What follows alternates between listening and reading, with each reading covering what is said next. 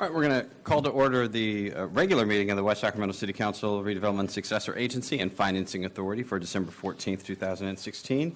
We're going to begin tonight, as we do each week, with the Pledge of Allegiance and ask our guests to join the council and staff in the pledge, which tonight's going to be led by our Director of Parks and Recreation, Cindy Tuttle.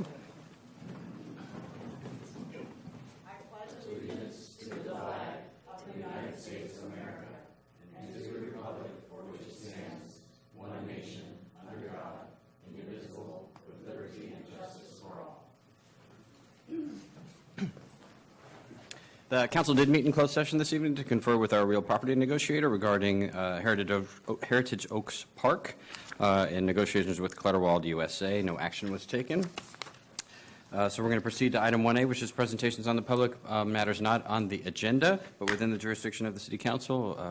During the special meeting, we provided the full background on this and other items, so we won't repeat it, but the procedures associated with this and other items are both in the agenda and on the yellow cards that are near the front door. Clerk informs you that we have no request to speak under item 1A. If there's no objection, I'm going to take item 2 out of order now, and then we will return to item 1B and 1C.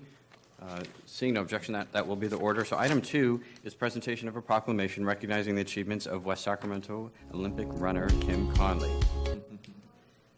I'll move the recommended action, if you'd like. All right, it's been moved by Ms. Sandine and seconded by Ms. Orozco. The adoption of the proclamation. Seeing no further discussion, all those in favor, please say aye. Aye. Any opposed? Hearing none. That motion carries, and I think we might have a video. Is that right? We move forward with the presentation.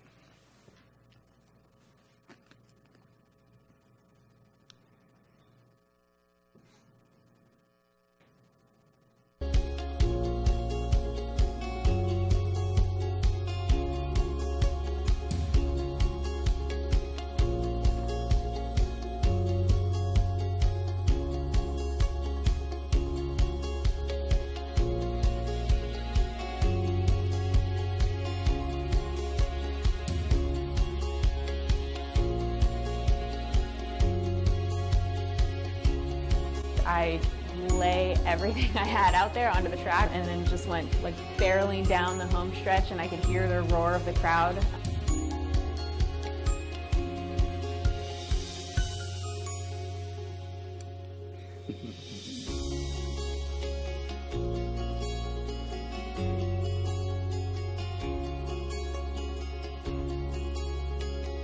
I try to think about all the people that have helped me get to that moment.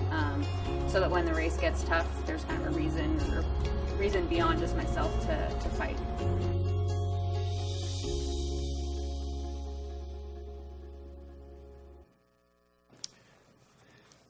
All right.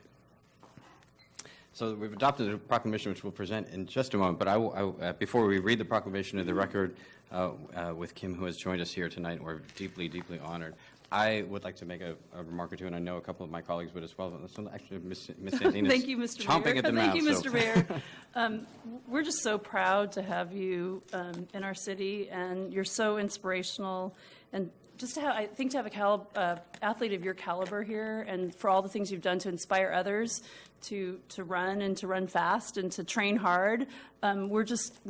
I don't know, we can't be more proud. I was so excited when we put up the banner. I was tweeting and doing things on Facebook. I got up and watched the Olympics at, 4 or 5 in the morning, and knew that you'd been working so hard there. So thank you for being here tonight, and it's such an honor to recognize you. Ms. Orozco? As a mother of 2 young girls, 10 and 13 years old, it is fabulous to see women athletes being role models, and more importantly, coming from our great city. And I'm excited that you're here and that you brought such positive energy, and that you could be someone that our young people in West Sacramento can aspire to be. Mr. Ledesma. Thank you, Mr. Mayor, and Kim, welcome, and thank you for being here tonight. And I want to echo the comments from my colleagues tonight. We were so absolutely excited. The community was so excited. I know you couldn't see it when you're in Rio, but there was a lot of excitement around here the week you were running, and I too was up at 5 in the morning to watch you run, and just want to congratulate you and thank you for representing our city so well and you inspired the whole city to rally around the Olympics and you for a day. So I hope you're proud of that, and really inspiring the imagination of many in our community. So thank you so much. Mayor Pro Tem Johannesson. Yeah, thank you very much. And it must have been a long road to get to that point, a lot of hard training. But it sounds like you really had a thrill on that finish line, and it's going to stay with you for the rest of your life. And you're really going to be an inspiration to a lot of kids, particularly in your hometown of West Sac. Thank you. Yeah, I followed this whole year so closely because this is what the Olympics are all about, right? Regular people in communities just like ours all over the world doing extraordinary, world-changing things, and by sheer force of will, and then incredible amounts of determination and hard work and overcoming challenge after challenge and barrier after barrier, and to see the story unfold with one of our own was a beautiful thing. I mean, I've watched the Olympics for my whole life, but to see someone, you know, who's at the Nugget or running on the Clarksburg Branch Trail on a Tuesday in the Olympics, you know, a month or two later, it was so profound.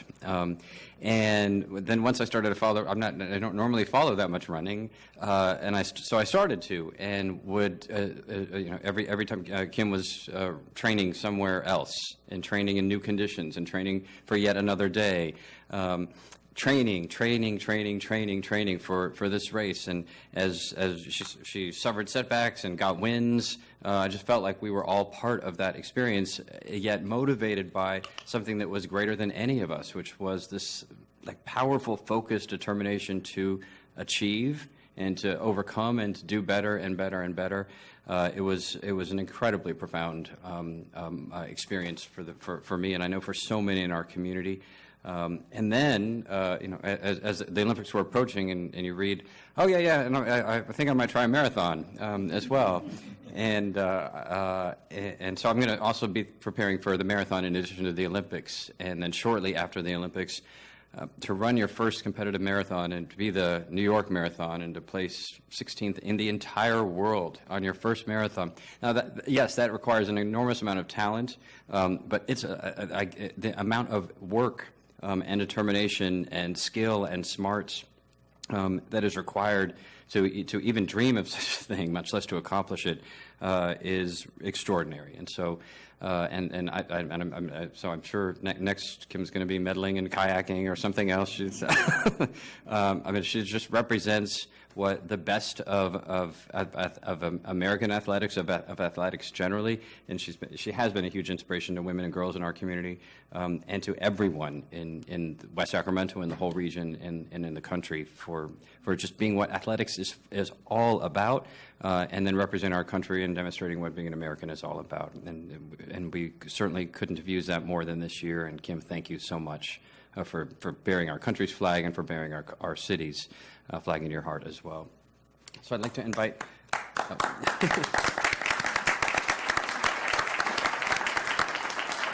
I'd like to invite our two newly sworn-in council members to join me at the podium for the presentation. And Kim.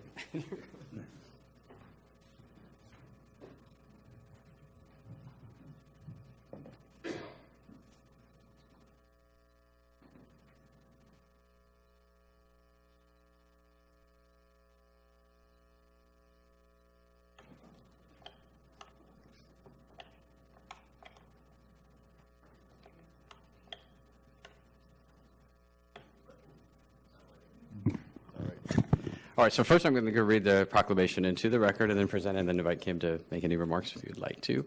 And this is a proclamation of the City Council of the City of West Sacramento recognizing the achievements of Kim Conley as an Olympic runner and role model in our community. Whereas Kim Conley has been a resident of West Sacramento since 2008 and ran track while earning a bachelor's degree at the University of California, Davis. And whereas Kim completed a 4-year cross-country track and field career at UC Davis, earning all-conference honors and a Division I independent championship. And whereas Kim soon after turned pro, with great success running for Team New Balance, Kim has twice represented the United States in the Olympics, competing in the 5,000 meters in the 2012 London Games and in the 5,000 meters in the 2016 Games held in Rio de Janeiro.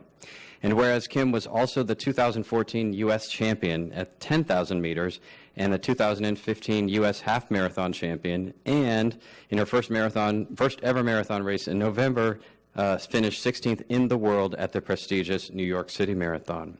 And whereas Kim lives in the Bridgeway Lakes community, near Councilmember Sandine, and frequently goes on to on training runs from her neighborhood along the Port of West Sacramento Barge Canal to Jefferson Boulevard and back home via the Clarksburg Branch Line Trail. And whereas in 2014, Kim and her coach, who's here this evening, founded the NorCal Distance Project, a team of elite professional women distance runners who train in the Sacramento region. And whereas Kim does speaking engagements for schools and youth teams and inspires others through training tips shared in her blog called The Blueprint. And whereas Kim is a role model for female runners and is proud to represent West Sacramento in races both locally and internationally. Now, therefore, be it proclaimed that the City Council of the City of West Sacramento hereby recognizes Kim Conley for being one of the top runners in the world and wishes Kim continued success as she races into the future. Congratulations.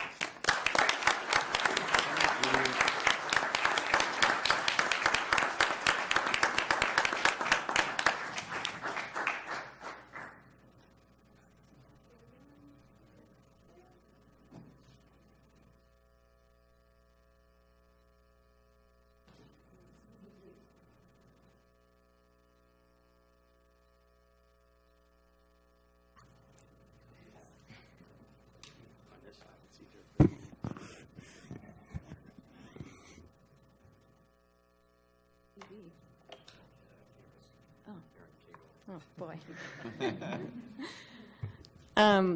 Thank you very much. I feel very humbled by this.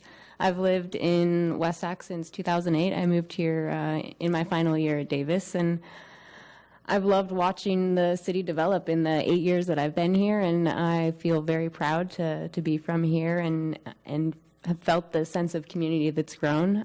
Before I came here, I had dinner at Burgers and Brew that just opened this week, and I'm just so happy to see, to really see the city kind of like coming alive and developing, and it's a great place to live. And so I'm very happy to be here, and I will continue to represent West Sacramento proudly.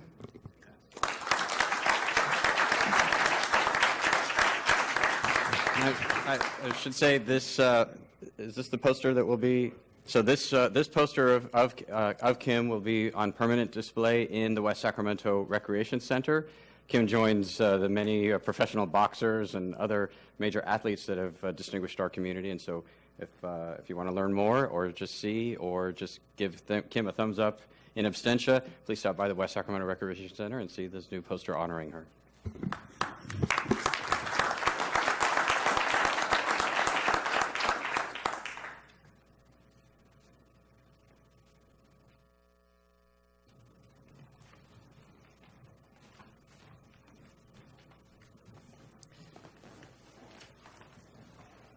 And now it gets boring, so you might want to go back to Burgers and Brew.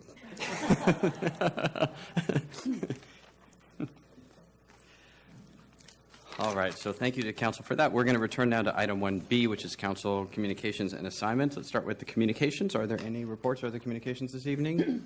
Ms. Sandine? Thank you, Mr. Mayor. The City School 2x2 met on December 5th, and actually the mayor reviewed Measure E and the Home Run for Kids framework and collaborations with Washington Unified School District. I imagine we may hear more about that later during this report.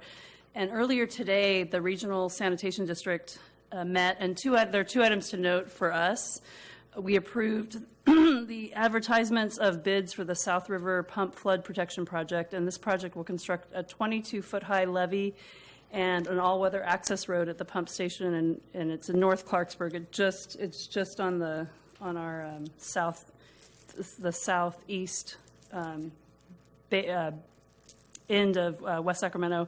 The project is about $8 million. We also moved forward a sewer credit agreement with Franklin LLC to allow the transfer of excess sewer credits from the Capital Commerce Center to other parcels in the Regional Sanitation District area. Earlier tonight, the Port Commission met, and we actually continued the one main item of business, but we also met a new representative from SSA Marine. And then last week, John Perry from HR and Ana Cortez from Public Works and I all attended the Governing California Leadership Forum. I serve on the Governing Advisory Board for that program, and we heard speakers on topics that range from the sharing economy, which I think may be of interest to us at some point to discuss, digital services, innovation in cities, and then advancing women's equality in the U.S. And then earlier today, I attended a regional mayors meeting that was convened by Mayor Steinberg, Cabalden, and Rohan, and we heard about education and workforce collaborations and getting a new Getting to Zero initiative for homelessness. And I'm sure, Mr. Mayor, that you may be sharing more about that during your report, but thank you. Thank you. Mr. Ledesma? Thank you, Mr. Mayor. I have a couple of updates. On Monday, the 12th, was a meeting of the Yolo County Transportation District. No real items of significance. We did honor and recognize our director at the YCTD, Terry Bassett, on 35 years at the district. He was hired even before the district was a district for YCTD. So we recognized him for that accomplishment. And to note for the council that in the turn of the year in January, there'll be more recognition of YCTD as it turns 35 years old itself. It's official, and they're planning some programs around that and some promotion around that. So wonderful accomplishment for the district. I do want to spend a little bit of time on the Yolo Habitat Conservancy because there's been a couple of important updates. This is our effort to get the permits for Habitat Conservancy. We've been seeking for some odd, nearly 20 years as a county. And the current board has been working extremely hard for the past, as everybody knows, last 4 to 5 years to bring that agency and get the project planning process moving. We have been at a breakneck speed over the past 4 years, rehabilitating that board and getting our permits as close as we've ever gotten. We are currently at a public review draft of the EIS that is out in circulation, at least before comments with the agencies. I've noted before that we have run into some issues with the agencies, in particular state and the U.S. Fish and Wildlife, as capacity issues at those respective agencies have caused delays in getting their comments back on the plan. We were targeting late 2017 for having those permits available. We're probably going to be delayed about approximately 5 months. We're planning beyond that, which isn't the news we wanted, but we did get some commitment from both agencies who came to our meeting on Monday to, after a few weeks of negotiations with our executive director and our chair, Jim Provenza, a lot of work has been done to resolve some outstanding issues. A lot of work has been done to kind of get them in a mode to where they feel comfortable and confident that they can get the remaining document reviewed and back to us after the first of the year, specifically around a deadline of February 17th, that they will get that back to us. So again, it's important that the council know, because this has been an issue for us through all the agents, the member agencies in the county, that we stay on top of this, stay on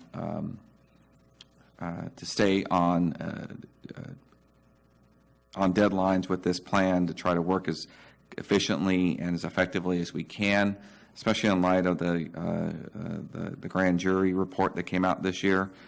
They heard those comments loud and clear.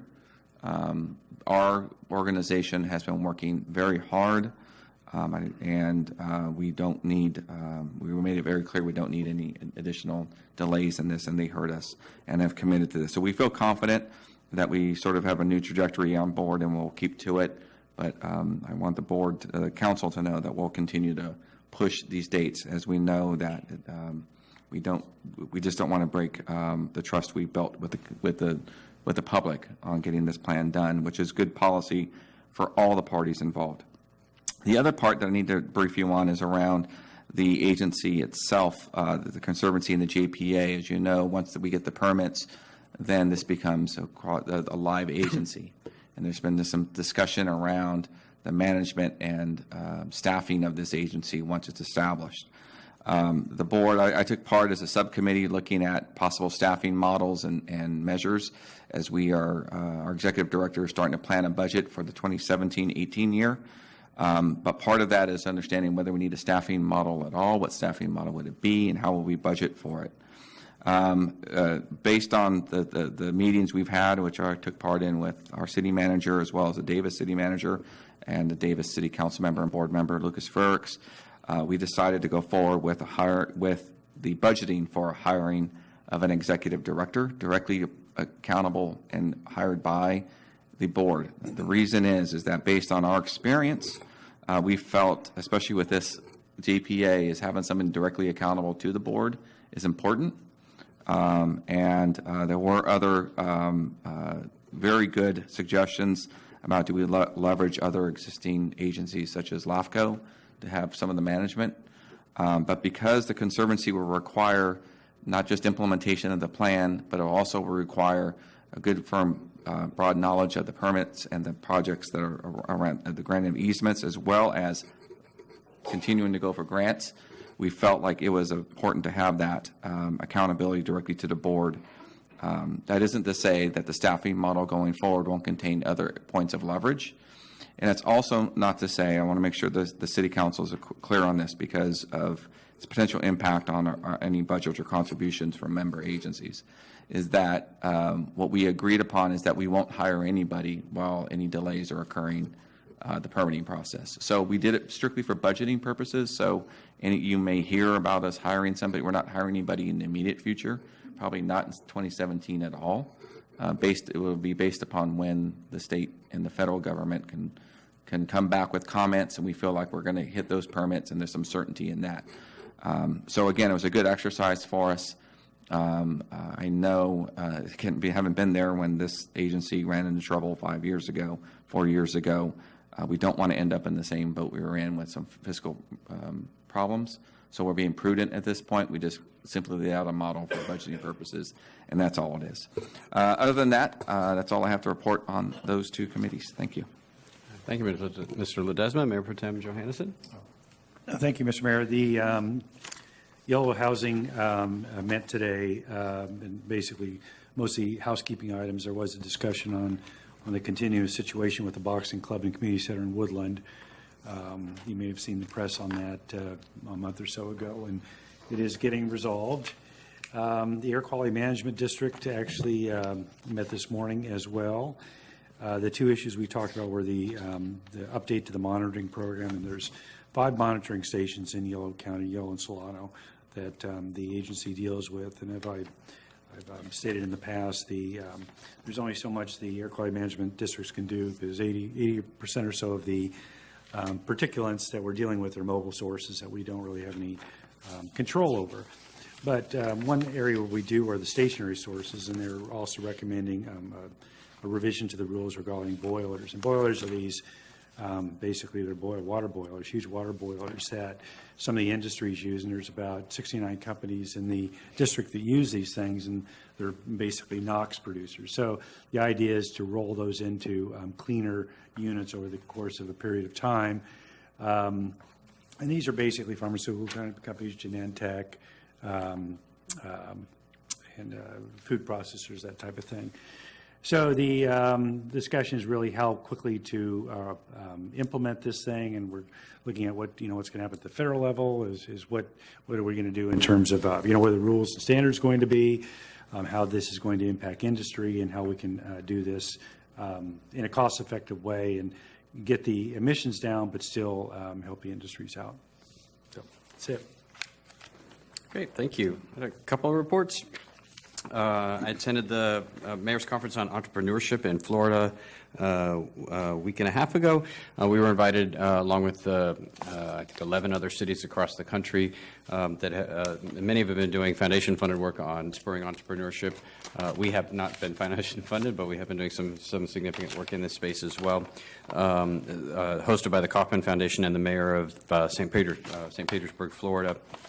We've got some of the background materials from that session, but lots of good ideas, concepts, best practices, and some contacts for funders for activities and initiatives that we might undertake here in the city around entrepreneurship. There was a significant interest in the work that we're doing on digital badging and connecting young people to entrepreneurship through that badging and through some of the internship work that we have identified in Measure E as well.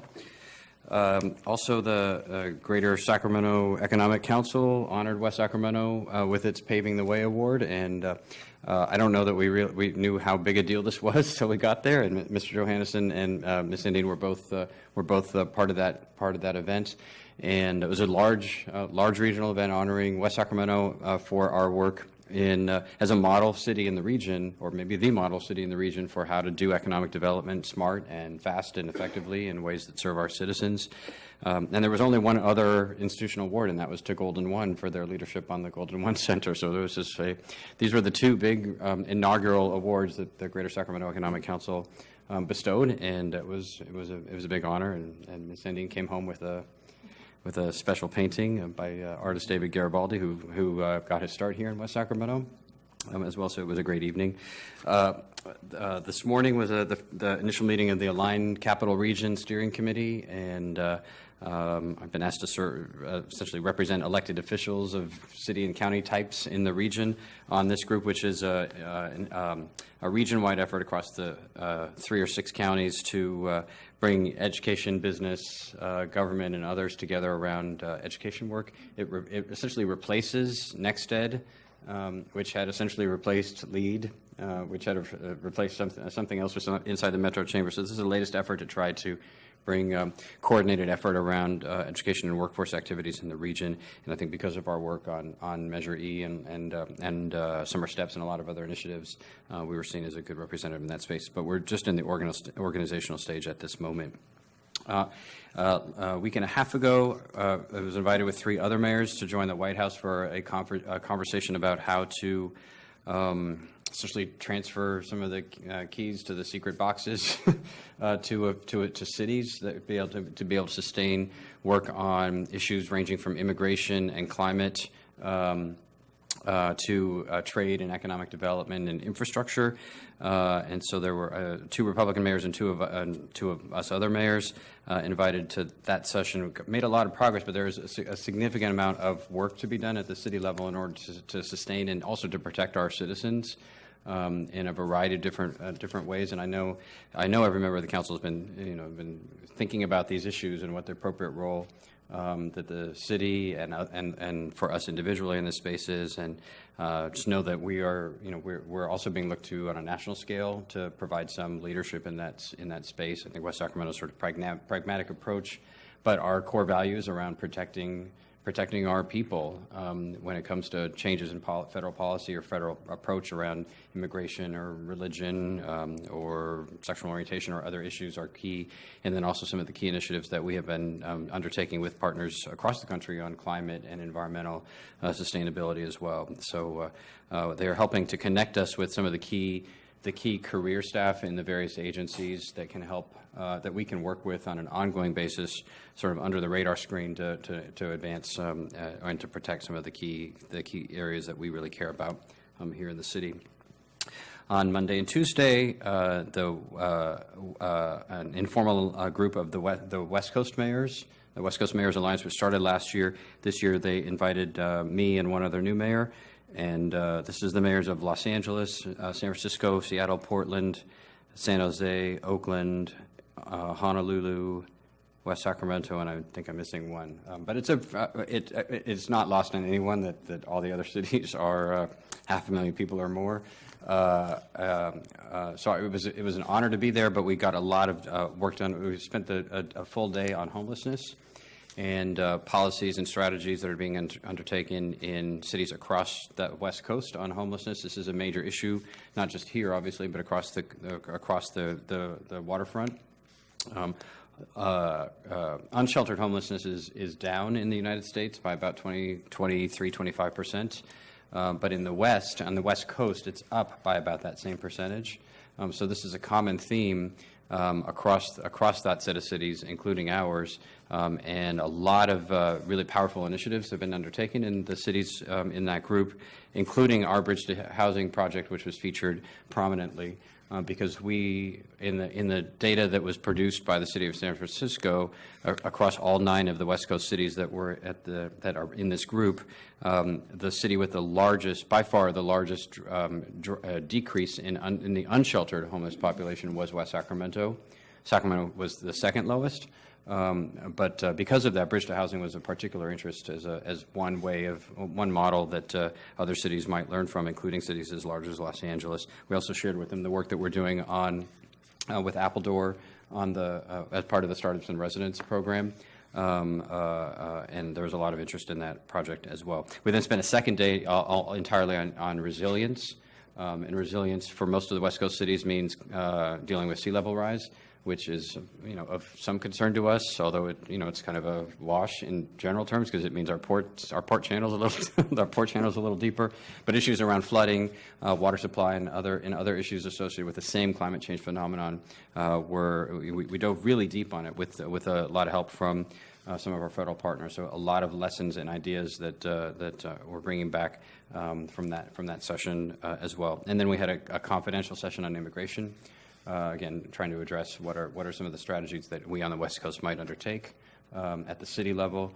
Had a robust conversation about the sanctuary city issue and its implications and what the appropriate strategic considerations are. And so I know they're members of the council and our staff and certainly members of our community are on edge, and many children in our schools are on edge around these issues, and we will need to take them head on and in a fully West Sacramento smart and strategic and pragmatic way, but we will, and I'm confident we can do that in conjunction with some of these other slightly larger cities along the West Coast as well. And then today, as Councilmember Sandine said, we had the honor, we were asked to host the very first meeting ever of the region's mayors here in West Sacramento. So the 22 cities in the region were invited, and I think a majority of them attended today's session.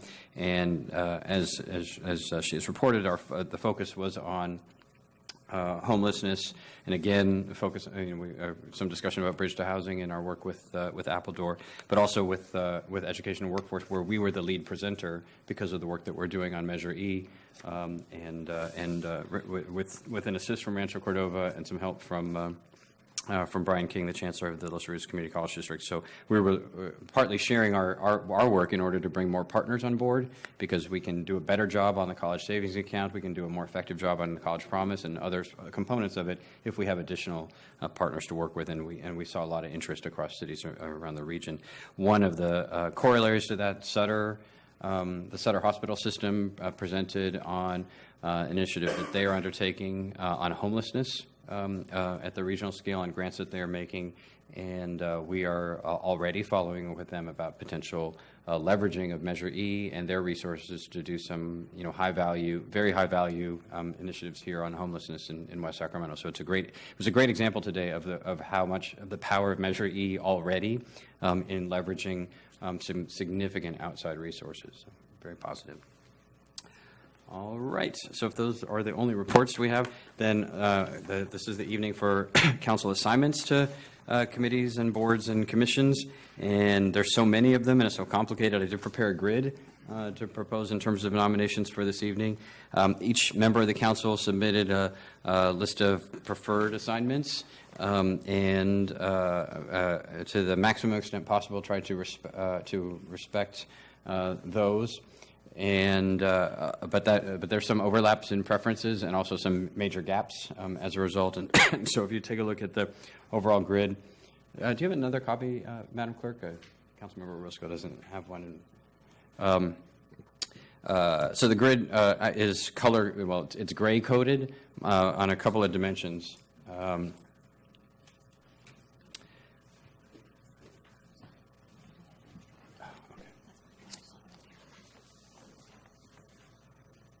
There it is. So the grid is divided in a couple of categories. The first is the primaries and the alternates. On some of these boards and commissions and 2x2s, We have 2 primary representatives, so there are 2 columns here. Many, we only have 1, and then there's a column for the alternate where such a position exists.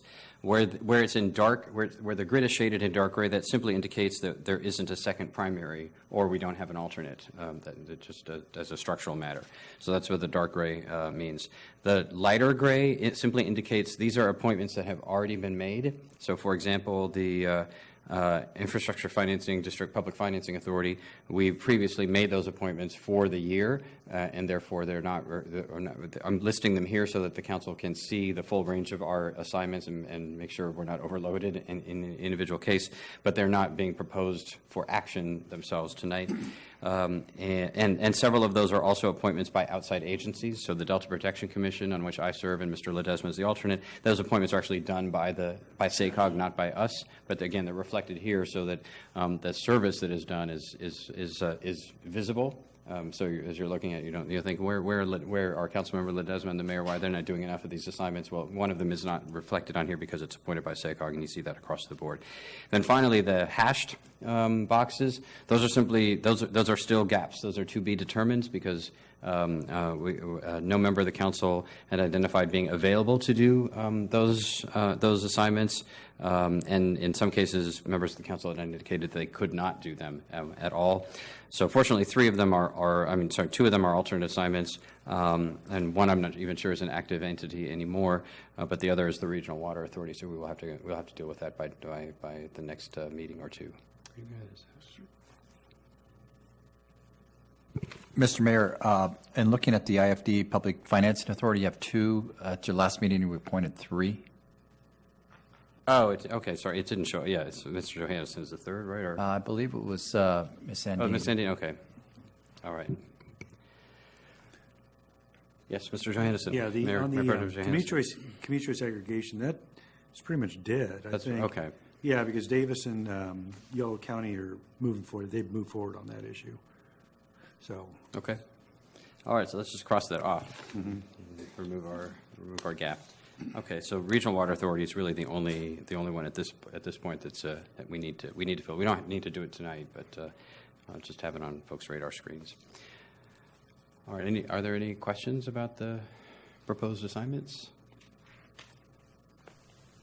No, do you need a motion? I'll move the recommended committee assignments. Okay, it's been moved by Mr. Ledesma and seconded by Ms. Roscoe. All those in favor, please say aye. Aye. Aye. Any opposed? Hearing none, that motion carries.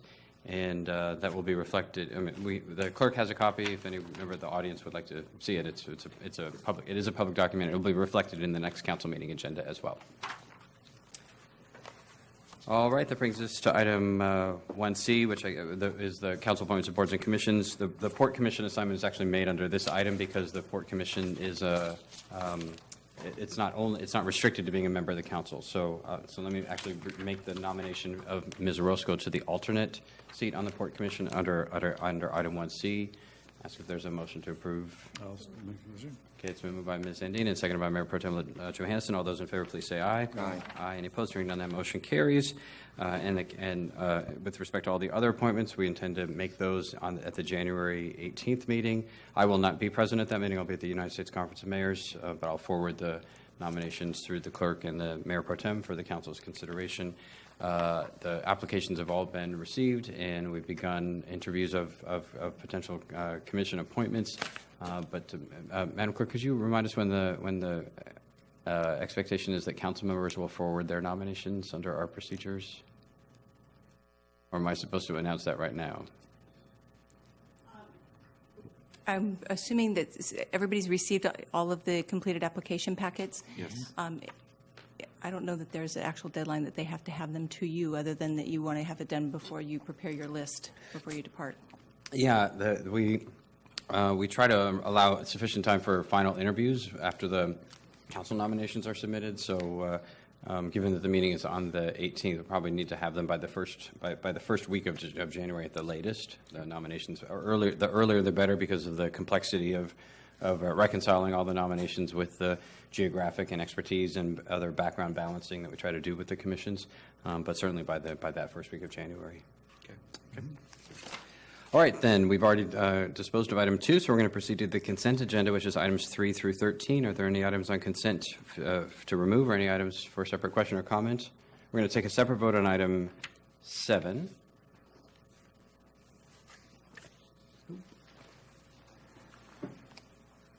I'll make a motion for the consent agenda for all items except 7. I'll second. Okay.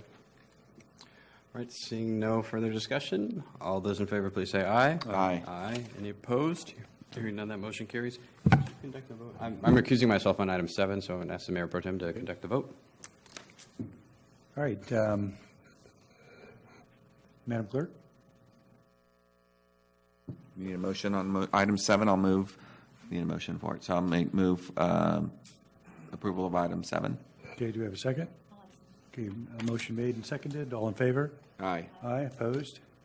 Hearing none? The record will show you the abstention of the mayor. All right, thank you. Okay. All right, that brings us then to item 14, which is a public hearing and adoption of urgency ordinance 16-10, making findings and extending the temporary moratorium on outdoor cultivation and sales of non-medical marijuana within the city up to 10 months and 15 days. Ms. Hamilton.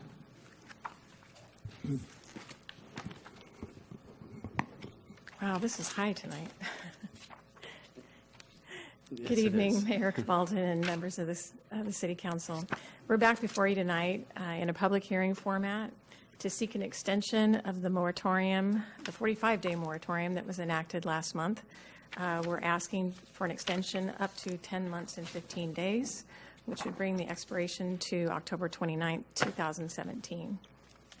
The reason why we are here before you again tonight is we still have information that needs to be gathered before we can work on draft regulations. There's additional coordination with city police and fire that needs to be undertaken. We need to get input from appropriate commissions. And we're also, we need to have more time looking at it from a legal perspective. Over the last 30 days, we have been engaging in these items as well as participating in many webinars that are being hosted on various aspects of cultivation, but also the other aspects that are now allowed under, or will be allowed under the Adult Use of Marijuana Act. So that concludes my presentation tonight. Just a reminder, this does require a 4/5 vote. It is a public hearing. And all the findings that were made on November 16th under Ordinance 16-9 are still applicable and can be made this evening. So, thank you. All right, are there questions for Ms. Hamilton at this time? Mayor Pro Tem Johannesson? Yeah, Charlene, so the moratorium, I mean, if this is approved, it goes till October. In the meantime, you're gathering information on how other jurisdictions are dealing with this. And then by the time the expiration comes, we'll be making another presentation for, what we do at that point to kind of get more data on either what other cities are doing or potential issues that cities have had. Correct. Yeah, we are gathering data within the state of California as well as looking outside to cities in Colorado and Washington for some of their experiences and their practices to try to determine what's best for our municipal government or for our city. Obviously, if we can gather that information and the data and get to the commissions and come before you sooner with an ordinance proposing regulations, we will definitely do that. Yeah, thank you. All right, other questions at this time? All right, thank you. Seeing none, we'll open the public hearing then on item 14. We don't have any requests to speak on this item, but because it is a public hearing, does anyone wish to address the council on item 14? Seeing none, then we'll close the public hearing and return it back to the council. Any further questions or comments? If I may, thank you. And I'm supportive of the item, Charlene, I want to make sure that we do all the due diligence and the necessary research, as Mr. Johannesson brought up, on understanding how the rest of California cities are starting to deal with this and the framework that we've been giving. But I do want to ask that we do look for the opportunity to get updates or where we are, just to kind of give even if it's in a consent file, update kind of what we're learning to date. I just don't want it to come to October with a set of new ordinances and guidelines and not understand sort of the progress of what we're learning, what you're learning along the way, so that we have to sort of brush up on what the approaches were. So that's my personal request. And the rest of the council can weigh in, but it's certainly a 10-month a law changing like this of this magnitude requires us to get it right. But I just don't want us to be in a vacuum. Kind of learn what the learnings are from what other cities are doing. I'm not on those webinars, not understanding the framework that they're doing. But I don't even have an idea of how pervasive the law will have and how we operate as a city. So those are the kind of things I'm interested in making sure I have a good understanding of coming to October or sooner. If that makes sense. Yeah, I'm hoping sooner. I think our work on this needs to be animated by the clear fact on the ground, which is that a significant majority of West Sacramento voters voted for this proposition, and their expectation is that we are operating along the lines of what they voted to accomplish. And however any of us voted individually is less important. And so it's not simply what we were doing on medical marijuana. Now we're applying here. We now have a clear statement from the voters of our city about the direction that they'd like to go, and our job is to help to effectuate that. So I absolutely agree with all the comments that have been made. I just hope we don't need. I don't think we need 10 months. It's necessary to because of the structure, the way that state law requires us to adopt these moratoriums, and it doesn't allow us to do them in pieces, and so this is the prudent approach to take. But I hope we don't fill the available time just because it's there, and not make reasonable but deliberate progress to try to effectuate the will of our voters. So. Yeah, I agree. So Any other comments? with that said, I'll move the recommended action. Second. All right, it's been moved and seconded, and because this does require four-fifths vote, we'll turn to this clerk for a roll call. Councilmember Sandin. Aye. Mayor Pro Tem Johannesson. Yes. Councilmember Ledesma. Yes. Councilmember Orozco. Yes. Mayor Cabaldon. Yes. Thank you. All right, so that motion carries. Brings us to item 15, which is consideration and award of contract with various vendors for the acquisition of a police camera system and adoption of Resolution 16-62, declaring the city's intent to reimburse itself from tax-exempt financing for certain expenditures made or to be made in conjunction with the acquisition, construction, and equipping of certain capital improvements. Mr. Blumberg. Yeah, Mayor, members of the council, tonight we're asking you to approve the award of contracts for replacement police camera equipment, and the amount of the contract with Soft Choice and WatchGuard is $352,886. Typically, this would be a consent item, but what we're proposing is that it be debt financed, and so we have to have that on a regular agenda. And so what we're looking at is amending our existing lease with U.S. Bank. We've done a number of financings of equipment through them. Pretty good interest rate of 1.85% over 5 years. That'll kind of soften the impact on the police department's budget by spreading those payments out. And then the issue that we're not addressing tonight that staff will come back to you with are issues related to the policies on the use of that replacement equipment. But having said that, Lieutenant Strange, the city's police department, is here if you have any questions about the equipment that we're purchasing, that we're proposing to purchase, should you approve the awarded contract. Questions or comments? Ms. Roscoe?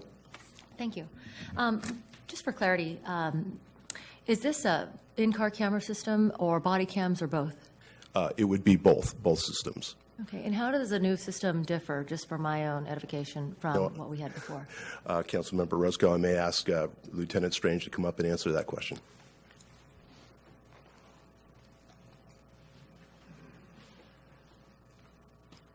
Thank you very much. Yes, in this particular case, we looked for an integrated system, and so that was one of the must-haves. And in this system, the WatchGuard system is integrated between the mobile audio video as well as the body-worn cameras. Are these systems being used by other agencies in the region? They are. As we evaluated over the course of most of the last couple years, we evaluated for a multitude of things that were kind of must-haves for us.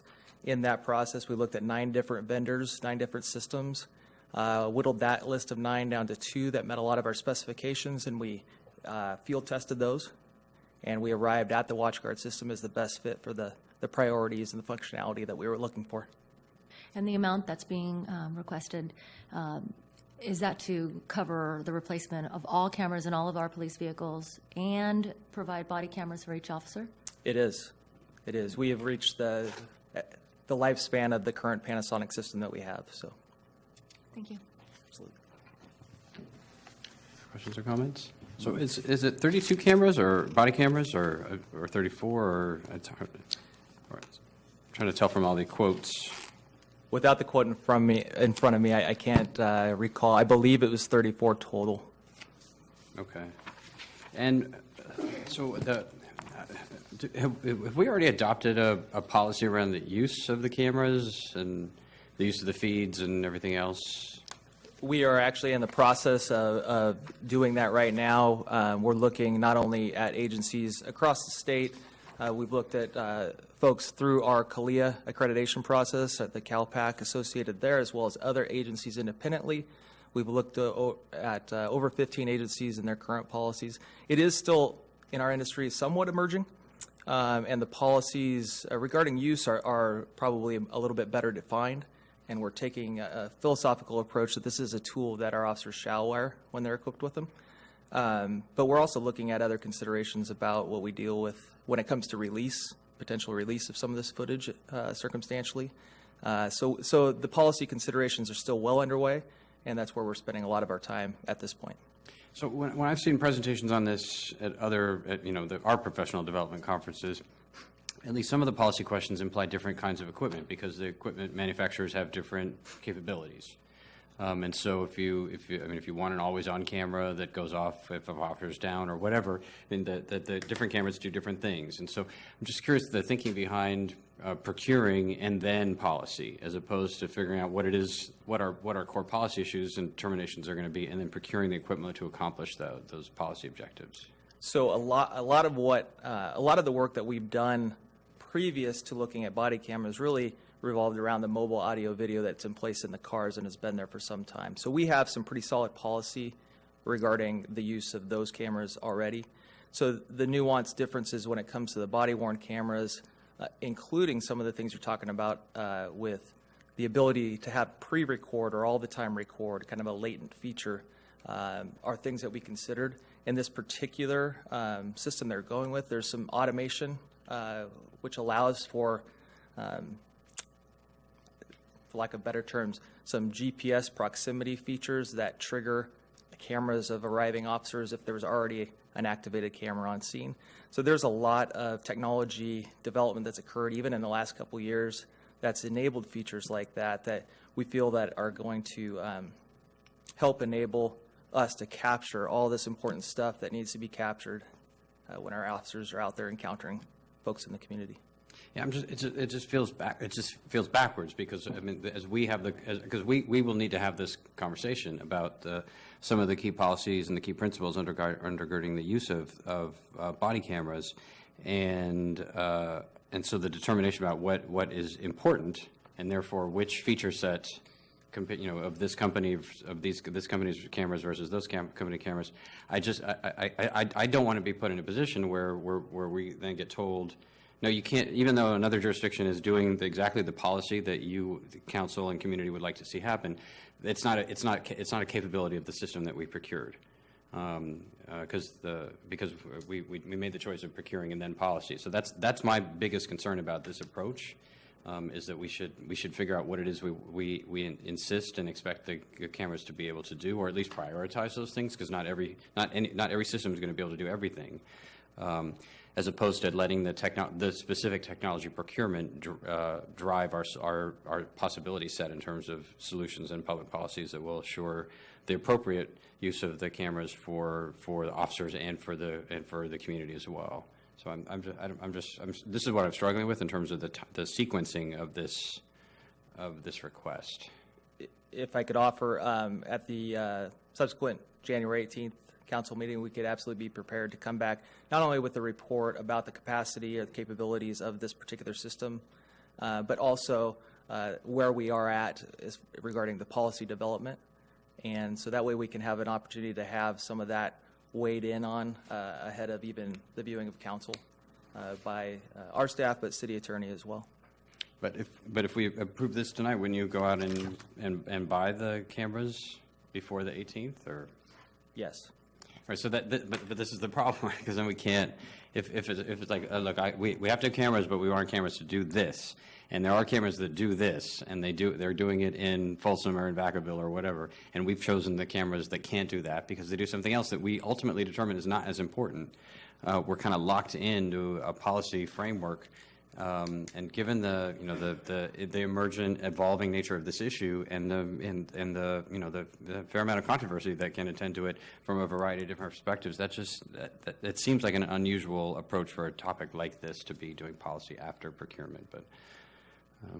I mean, No, Mr. Mayor, you raise a point, because this was, the staff report I get is mainly about the financing mechanism you need to go out to secure the the lease agreement and purchase.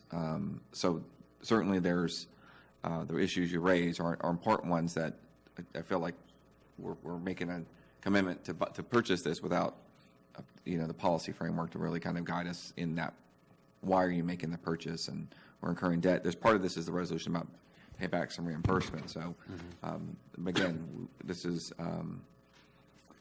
prepared for us by the finance manager as an item. So to me, it was a financial expenditure. We're incurring debt, but there are implications on what we're purchasing that I think we do need to have some conversation around, if not have a firm policy. So I'm kind of, the question for the finance folks and you folks is around, is there, without approving this? Council members, there's no problem putting off the award of the contracts or the financing. Okay. And that'd be my recommendation. Okay. All right, so if there's concurrence, we can continue it to. Continue it? We'll continue it, period, until the city manager returns with the item. Can we continue it to a date certain of January, was it 18th? And the policy will be done by then? Is that kind of the idea? We will strive for that. We do have to negotiate with POA on this item. If we can do it by the advance of the mail out for the 18th, we'll do that. Otherwise, it would be the next meeting in February. Okay, well, I'm very interested in this issue, and I've spent a fair amount of time on it, so I would like to be here, and I won't be here on the 18th anyway, so maybe we can take a reasonable amount of time to negotiate with POA as opposed to, ask them to come over for New They'd be Year's Eve. appropriate. So we'll strive for that February meeting. Okay. Okay. Thank you. Okay. So I'll make the motion to continue this item to February. February, is that right? Okay, thank you. Okay. Okay. So it's been moved and seconded. There's no further discussion. All those in favor, please say aye. Aye. Any opposed? Hearing none. Motion carries. Item is continued. Thank you. All right. Item 16 is presentation on the water and sewer master plan and workshop on future water, sewer, and refuse utility rates. Mr. Wright. Good evening, Mayor Cabaldon, members of the council. Tonight, staff is here to present water and sewer master plans and to conduct a workshop on the future water, sewer, and refuse rates. Staff went to the Environment and Utilities Commission on Monday with this item. Ever since July 20th, when we had a workshop in front of the council, I want to take a moment just to recognize the work of Nitish Sharma, the budget manager, Garrett Goodwin, Vin Kay, and Paulina Benner from Public Works, who have put in a huge amount of time on this project. Our consultant, HF&H, will go through the PowerPoint and the key issues and changes for each of the utility rates. But before that, the city manager suggested that it would be a good idea if I provide the council with sort of a high-level overview of the impact of these rates, really by sort of looking at what a typical customer might see if the council were to approve the recommended actions when the rates change. So just to give you that sort of sense of what we're talking about here. So the monthly water bill would go from $39.30 to $42.05, so about a $2.75 increase. Sewer bill would go from $9.60 to $9.99, so about 28 cents, so really not a whole lot. And then the refuse bill would go from $16.73 to $20.17, about a $3 increase, most of that due to the new contract that we've negotiated with our vendor. So the total increase would be about $6.47. That's, again, not every customer. If you've read when you read the report, you saw there's a whole bunch of details, but that's sort of the typical or probably the majority of our residential clients. In addition, staff is recommending that as the customers transition from their flat rate to the meters, that the Measure K subsidy would be eliminated, but also that customers who receive a sewer bill reduction from SAC Regional, which is based upon an economic need, that those customers would continue to get the Measure K subsidy. And again, this would only occur as people transition from the flat rate to the metered rate, and at that time, of course, they can adjust their water usage to keep their water bill down if they choose to. The only question we got from the Environment and Utility Commission was just a question about whether we were going to be providing notice to customers about these rate changes and how to obtain or maintain the subsidy if they have an economic need. We assured the commission that we will be sending out bills for 3 months that will have their current bill and then what their bill would be if they continue using the same water that they used in those months. So they'll get 3 months of those before the rate actually takes effect. And again, this is obviously contingent upon the council accepting the recommended action, which case we have to go through a process, 218 process, and come back, and there will be a number of times where we will be in front of the council. This is simply a workshop to get your direction. So with that overview, I will turn the presentation over to Rick Simonson from HF&H, and he will go through the PowerPoint. Nitish Sharma and all of the members of the Public Works Department who worked on this, as well as myself, are here for any questions you might have afterwards. Rick? Great, thank you. Good evening, Mayor, council members. Rick Simonson, HF&H Consultants. I'll just quickly, staff put together a wonderful staff report for you to review, had a lot of detailed information. I put together a handful of slides to hopefully answer some questions you had as you went through reading. And of course, if I don't answer the questions through the presentation, please just stop me at any time or at the end of the presentation and I'll open up for questions. We did look at all three utilities, water, sewer, and refuse. The water rate key issues or changes that we're recommending. Current rates do not cover current or projected expenses, but you do have reserves that have been able to take care of that shortfall in the short term, as well as subsidies that have been mentioned, Measure K credits that have been afforded to some of the customers. Additional funding is needed for the master plan projects. An extensive master plan for utility and sewer has been prepared, and significant rehabilitation and repair capital expenses are necessary over the planning period. Also, as you know, you're transitioning to metered billing for residents, installing meters on all your residents, and that's a unique situation for this time frame that we're looking at. We are recommending that you remove the tiered commodity rates that you have. You have 3 tiers for water use at this time because you are going through the transition. In recent court cases, most notably San Juan Capistrano, in looking at tiered water rates is very sensitive right now to being able to price out those individual tiers with some precision. And you really need water usage data in order to do that precision. And since you're just getting meters into all your customers, we're recommending you pull that back to a uniform commodity rate, and then in the future, 3 to 5 years from now, gathering that meter data, revisit tiering your water rates. And I already mentioned the phase out of Measure K. And then I'll quickly go into sewer rates. Many of the same conditions. Current rates are not covering your costs or the projected costs moving forward, the master plan, and a couple changes to the rate design. Looking at the multifamily rate, it's currently 60% of the single family rate.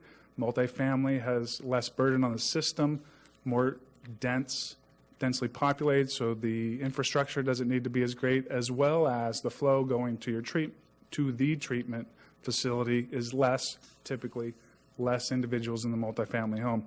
And at Sac Regional, their differential, their proportion rate is actually 75% of the single family. So we're looking at raising that up to 75%. Also implementing a minimal fixed charge to the non-residential customers. Currently, it's all flow-based. We can establish some revenue stability by introducing a fixed charge to your commercial customers. Then lastly, refuse rates. The current rates do not cover the full cost because they are being subsidized by franchise fees. And you did recently negotiate the 10-year franchise agreement with Waste Management. It has enhanced services and additional costs accordingly. So just quickly on the rate study process, we look at the cost. We work with staff. Been very helpful in understanding the projection of both regular operating and maintenance expenses as well as the capital costs over the next 5 years. We look at that, determine the cost of service, each customer classes, their unique demands on the system, allocate those costs accordingly, and then we look at the rate design. I touched on a few changes that we're recommending to the rate design. I'll get into more details as we move forward. First, I'd like to talk about water rates. So what I've provided here is just a graphical representation of the stacked bars or your different cost categories, starting with personnel, O&M, overhead allocation, water purchases, up to about $6 million. That's your typical O&M expenses for operating a facility. That's increasing about 3.2% each year, 2.9% inflation roughly, and 3 to 5% increases in wages and or benefits. The most significant portion as you enter this new master plan period, significant capital improvements are necessary. So we have, with the recommended rates, afforded $25 million in capital spending through fiscal year 21-22.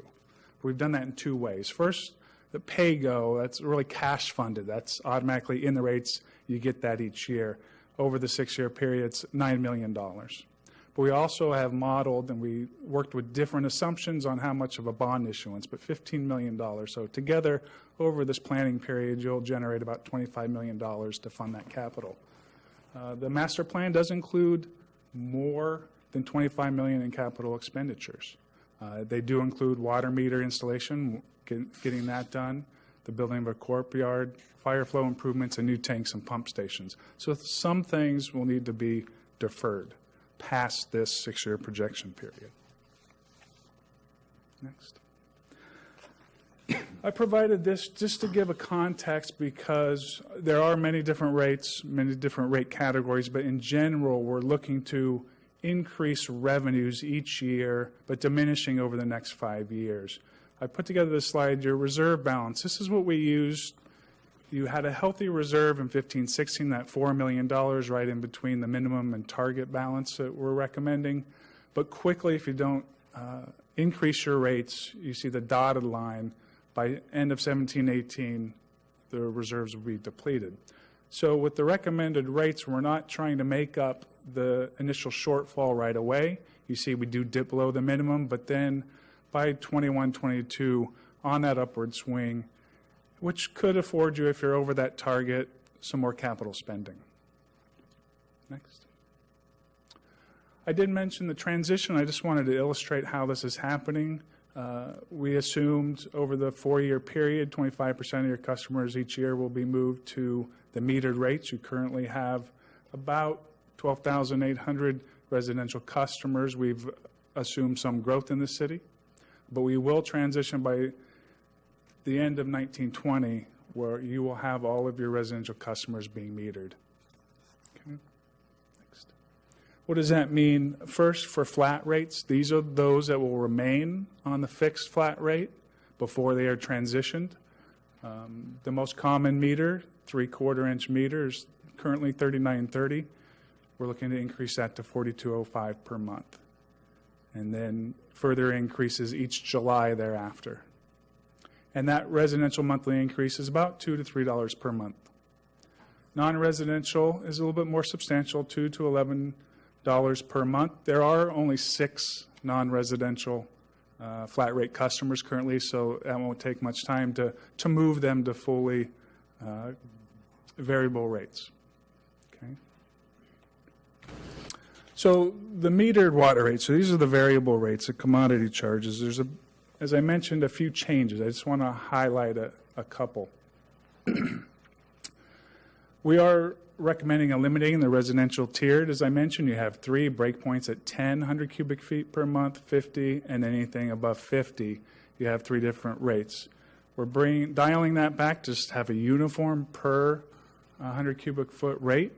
The current average cost per 100 cubic foot is about $1.94, and it's increasing over time. So we know, based on the non-residential rate, it needs to get up to $2.43 by July 2021. We don't want to do that automatically to residents, so we want to phase that in because their costs are already going up.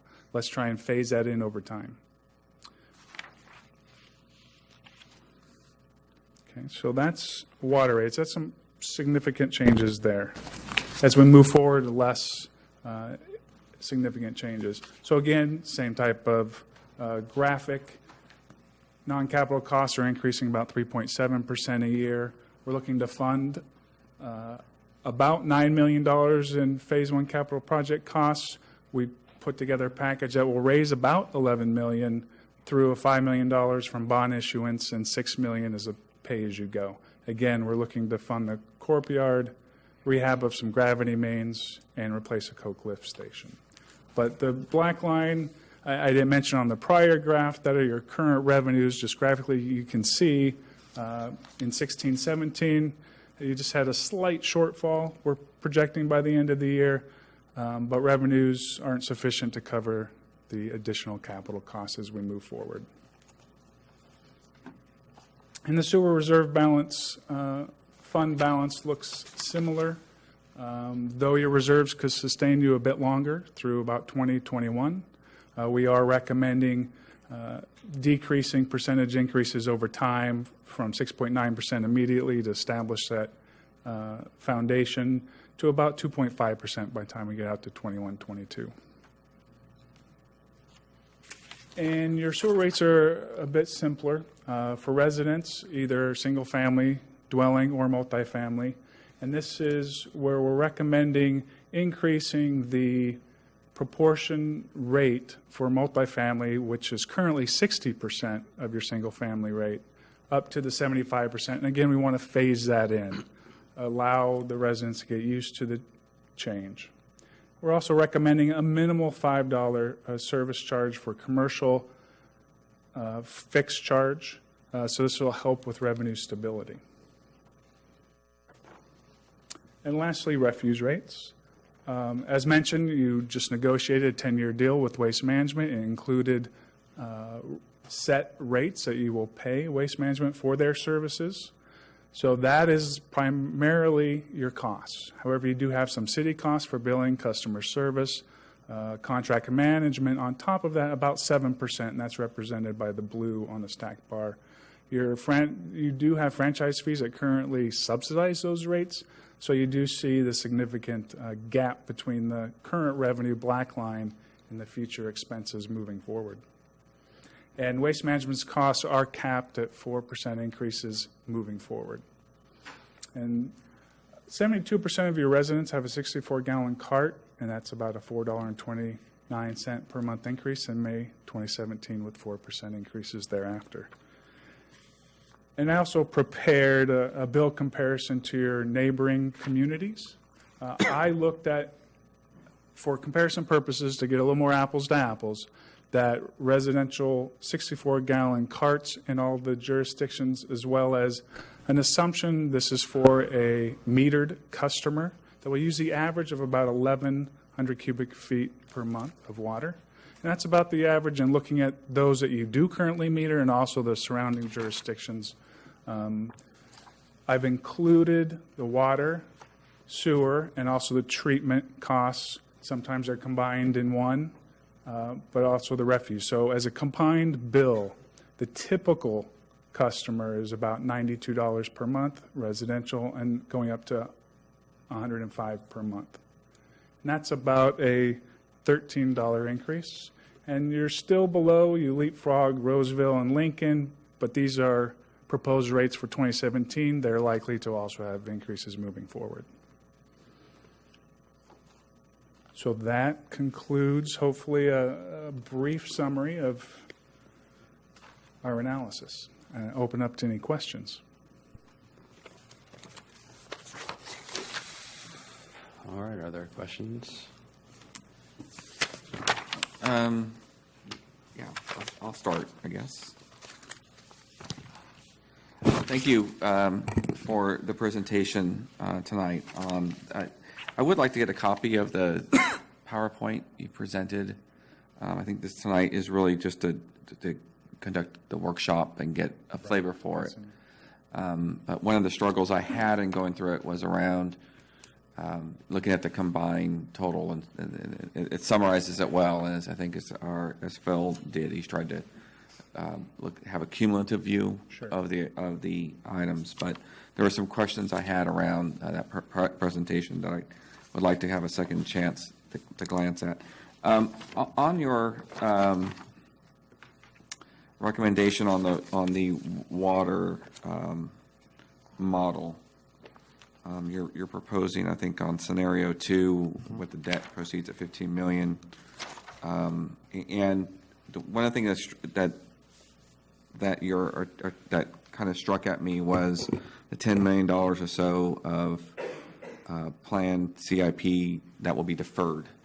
And I'm not quite. Can you maybe expand upon what it is we're not caring for and how? Yeah.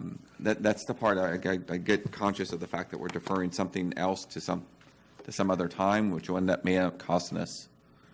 Yeah, I think and I hope the staff report indicated this, that the recommendation for the $15 million and that $10 million gap is we've been very successful historically, as council is aware, in leveraging our money and finding grants. And so our first choice is not deferring any of these projects. So the goal was, if we have all the money available, it actually could hurt our chances of going out and getting a grant and having a little bit of a gap to try to then go and leverage the money that we have in order to get the money. So I believe is that a correct statement? Okay, I think I understand. So it doesn't mean we're not going to try to find money to care for those items. Correct. It's just we're going to find it in other revenue sources other than what we have planned for. Okay, thank you for that. And then in projecting out what the years through 2021, and I think if you can go back to the slide that kind of shows the comparison of where we are in other cities. And of course, we're conscious here of sort of from the average household residential use, how they fare versus neighbors in the region. And I get your point, because I'm also very sensitive to the fact that the three we leapfrog are in Roseville, Folsom, Lincoln, which may have a little different view of how rates should be set, or maybe they'll catch up. They'll have we're trying to be responsible, making sure we cover our expenses and have a plan that does that, correct? So I can articulate this pretty well to a neighbor who wonders where we are next to Sacramento. But I'm also wondering what the business bill comparison will look like compared to some of the other localities. I think because we have to consider too, I mean, that impact of what it would be for a business in West Sacramento, what the changes in all three of these categories would be. Now, again, from a residential perspective, it's easy to articulate. We're still nearly $20, below where Sacramento, our neighbor, is, and that will or steadily climb up to a level at some point. But for a business who's thinking about a long-term investment in West Sacramento, because we not only have to deal with the water, utility, sewage rates, and water waste and sewage rates that you're articulating here, but utilities that we don't have quite the control over, PG&E and others. So again, I'm thinking about the cumulative effect of these changes will have. I'm not opposing them. I think that's the gap, the delta I needed to kind of understand better where we're headed. because I think this is easy to explain to other folks and in the neighborhood as these bills, and then we start to get them, we start to understand. Again, that would be helpful to me in future discussions. The other part, too, is you are also started to, oh, shoot, I lost my thought. Give me a second. You started to articulate early in the presentation. I'm trying to, I meant to make a note about it. I'm sorry, I lost that thought, Mr. Mayor. So if somebody else may come back to it. But there's something else you had articulated I wanted to question you on, or at least get a better answer for. So that's all I really had right now. I understand. I think you've, again, if I can get a copy of this, I think it better explains to me kind of the approach you're taking. Yeah, I think that's all I have, Mr. Mayor. Member Pro Tem Johansson? Yeah, I think I'd like to echo Councilmember Ledesma's request on the business side, the business use of the water.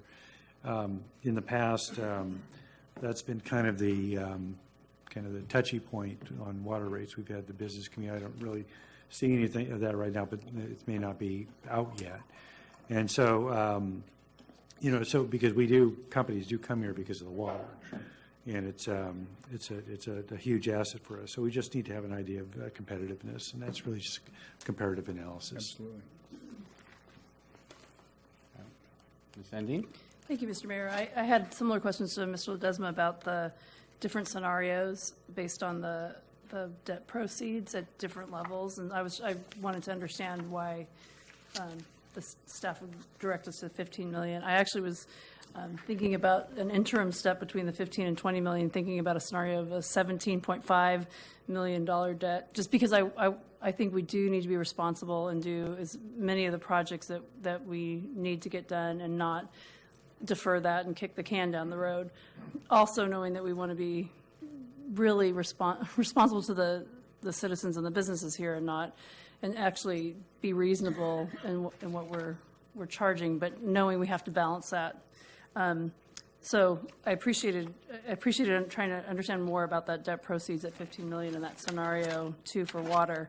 I just had a question because I was at Regional Sand today as an alternate, yes. And we don't in this rate discussion, we're not including their rates. That gets added in our bill. Is that correct? Yes, and I've Okay. shown that's the dark green that's added. Yours is the okay. light green. Okay, thank you. That helps. And then finally, I'm also interested, as Mr. Ledesma requested, understanding what our kind of business scenario looks like to business customers. Great. I'm just struggling with the overall magnitude of this because although the conversation's been all about the 1 year increase, 50% increase in the flat rate over 5 years, or a 60% or 70% increase in the metered rate over 5 years, or a 50% increase in the refuge rate over 5 years is definitely not a non-trivial change. And it doesn't really matter if you are on a fixed income or you're not on a fixed income or you got 3 kids or whatever. It doesn't really matter that it's still cheaper than Elk Grove, right? Because our families don't think that they're not business that we're trying to retain or recruit, right? They're here, and so their affordability year to year with 5 years of successive increases that result in a 50% or 70% change is too much, right? And in part it's our fault because the way we look at these issues, which we always have and which every city does, is we largely, and I'm just to be very frank, we largely give our engineers a blank check to say, what do you need? We get one of these. We need this. And then we're supposed to provide whatever funding level is requested. And we don't have the same level. When a bridge proposal comes forward, we're on it like hawks, right? Okay, well, the sidewalk is too wide, or could we save some money and add a streetcar alignment on it? We're on that piece. When our labor contract comes forward, we're on it, every detail. And I had hoped over the last couple of years that having a commission that could focus on this work, because our manager and finance director and public works director had all highlighted how this was an impending issue. And and I know the Environment and Utilities Commission has spent a fair amount of time on the set of issues, but unlike the Planning Commission, which takes up, I mean, because we have two former planning commissioners here, if you imagine the Planning Commission just getting the general plan update once, when it was almost ready to be voted on by the council, not see the chapters each month, not work on the details, not diving into it, but having to learn the whole water master plan and provide all the possible feedback in one meeting. And then next month, you're onto the sewer master plan. Next month, you're onto the next one. We're not building the capacity by any of our appointed or elected policymakers to really engage in, are these the right costs? Are these appropriate costs? And are we setting the appropriate priorities for what we're spending? Or are we having to play a blind role in simply accepting an engineer's report? And that's what makes me uncomfortable. It has been less of an issue in the past because we have not had a proposed rate increase of 50% over 5 years or 70% over 5 years. So I'm struggling with this because I don't have a specific set of feedback around all of the many, hundreds of projects essentially that are involved in the master plan, and the master plan is what drives the rate changes. But I'm frustrated with myself and with our process for how we have allowed it to get to the point where what is pending before us is such a large increase without a full grasp on the details and the other choices that could be made around value engineering or around other technologies. I noted here at our session when we did take up the water master plan the one time before, and the sanitary sewer plan, we asked about the smart infrastructure alternatives, and as far as I can tell, all that's come back is a couple sentences about smart meters, which is not the same thing as smart infrastructure, which had the potential, at least, of opening up other ways of addressing some of the challenges, which it seems like we're approaching mainly with traditional engineering solutions. So I'm rambling without a conclusion because I don't know how to solve this problem, but it's a real one, and it's a very large increase to ask our citizens and our small businesses to bear, given the level of information that we have and choices that we've been able to make around alternatives on the spending side. All right, anyone else? No, just to engage on this. I think you're right, because the slide you're showing on the screen right now is for year one of the change. If you scroll back to the cumulative effect of all three after 5 years, it is substantial, and it did strike me. And we're not even counting in possible increases at PG&E or whatever else. So, to the mayor's point, it's a process that's we read through it and we feel a bit it's a fait accompli. It's like we've got to approve this or we can't pay for the infrastructure. And the mayor raises some very significant points around how we would go about it. The core issue, which is around the what's in the master plan, how can we get smarter about this so we can be more precise in getting to what we believe are the right core issues for the drive, the rate structure. So I don't have a solution either.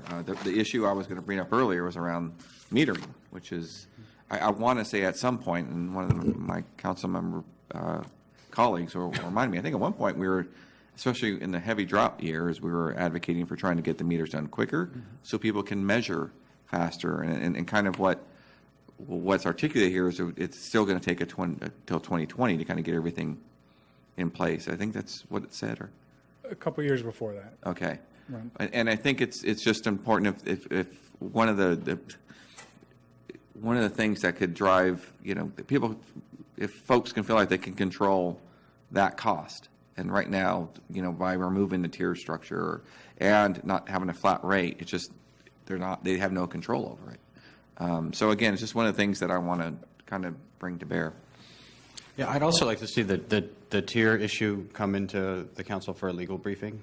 I mean, I understand the legal issues, that there are legal issues involved, but we need the ability to make choices about that, because the tiering is a very important policy objective, and I understand the issues, but it's a judgment that we have to make around around the legal context. And so I'm not prepared to simply decide tonight that we're throwing away tiering.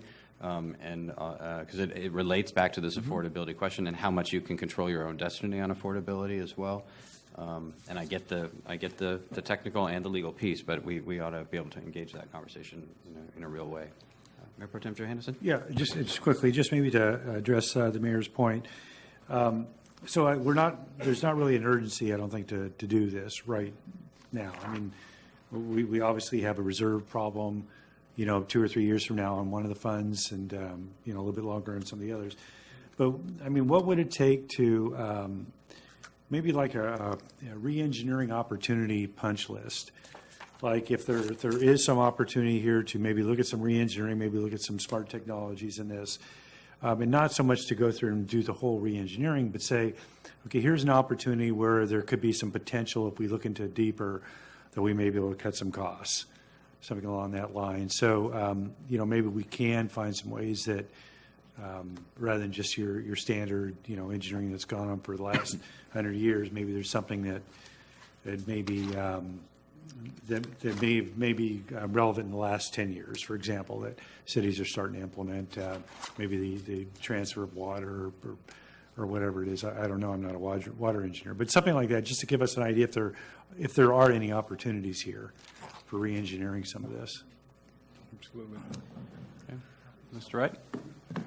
So just talking to Public Works staff, my understanding is that we haven't finalized the master plans, which are obviously the issue here. So, any delay is going to delay our ability to implement any changes. But we can certainly come back with workshops on either individually the master plans or collectively the master plans, so that we have council has an opportunity to delve into what the basis for the rates are and see if there is some fine-tuning adjustments that can be made, which we would then have to go back and readjust our model. We have to readjust the model, but that certainly can be done. Yeah, it could absolutely be done. And if I could, Mayor and Council, so that we don't delay staff time, are you looking for us to value engineer some of those projects? Is that the goal, that we could start now rather than come back with a discussion? If that's your intent, we should get rolling on it.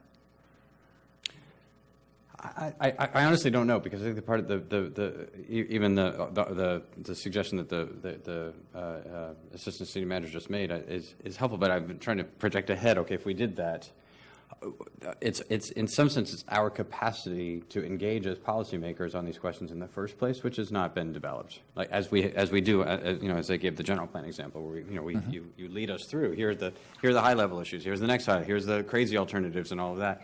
And so even if we came back in the next meeting, I don't know that I would.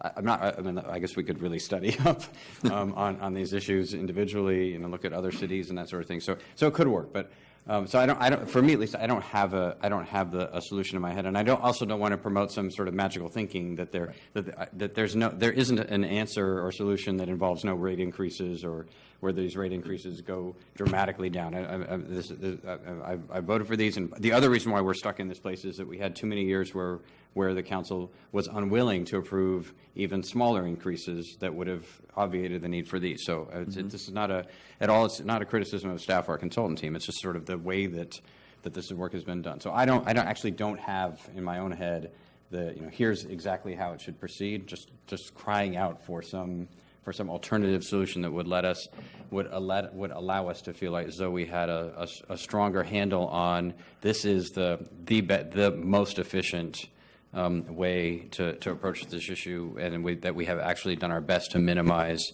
what is over a $30 increase. And he was here earlier tonight, but Mr. Kristoff wouldn't let us approve anything for like a $1.50 increase, and now he's gone, and we're about to we're considering an over $30 increase, and it's a big change in the way we've approached utility affordability in the city.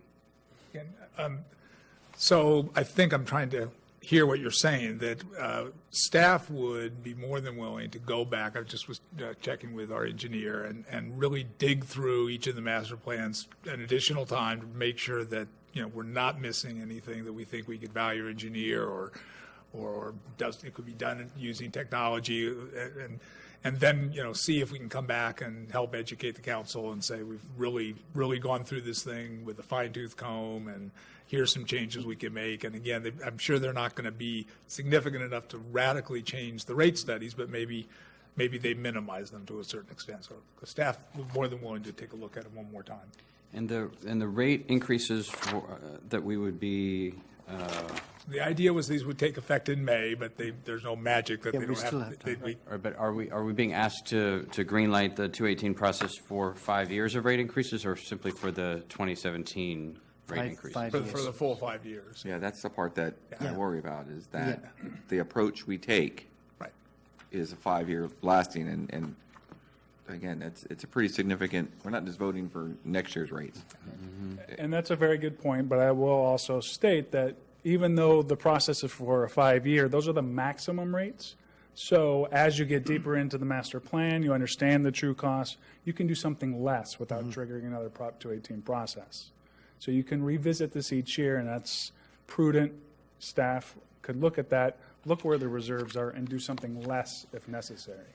And I think that, if I may, Mr. Mayor, I think that begs to sort of the issue that I think the mayor is also bringing up, is understanding that process. How, as policymakers, I'm fearful of voting on anything on this magnitude, because I'm afraid it's going to lock us in, and then we're going to open it back up in 2 years because, for whatever reason, trigger something else. So I think we need to start thinking about how this comes back to us differently.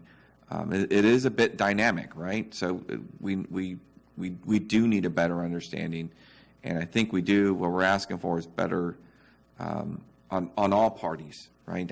I'm not a water engineer by any stretch of the imagination. So when I look through, and I won't even venture to say I'm going to read this thoroughly, well, I won't know what I won't know. But I need to know somebody is kind of understanding it and coming back to us and putting it back into what this means for us, and a process that's fairly iterative, that we can give feedback and understand when we need to make a rate adjustment, and how would that work going forward. So, and again, so we can manage it. I keep looking at this graph that's up here, and it's just like, yeah, I can explain 105.31 a year from now if somebody's upset about it. I can't explain when it gets up to 135, whatever it was in year 5, and say that it could be that. I don't know. And I have no control over that, is the feeling that you get.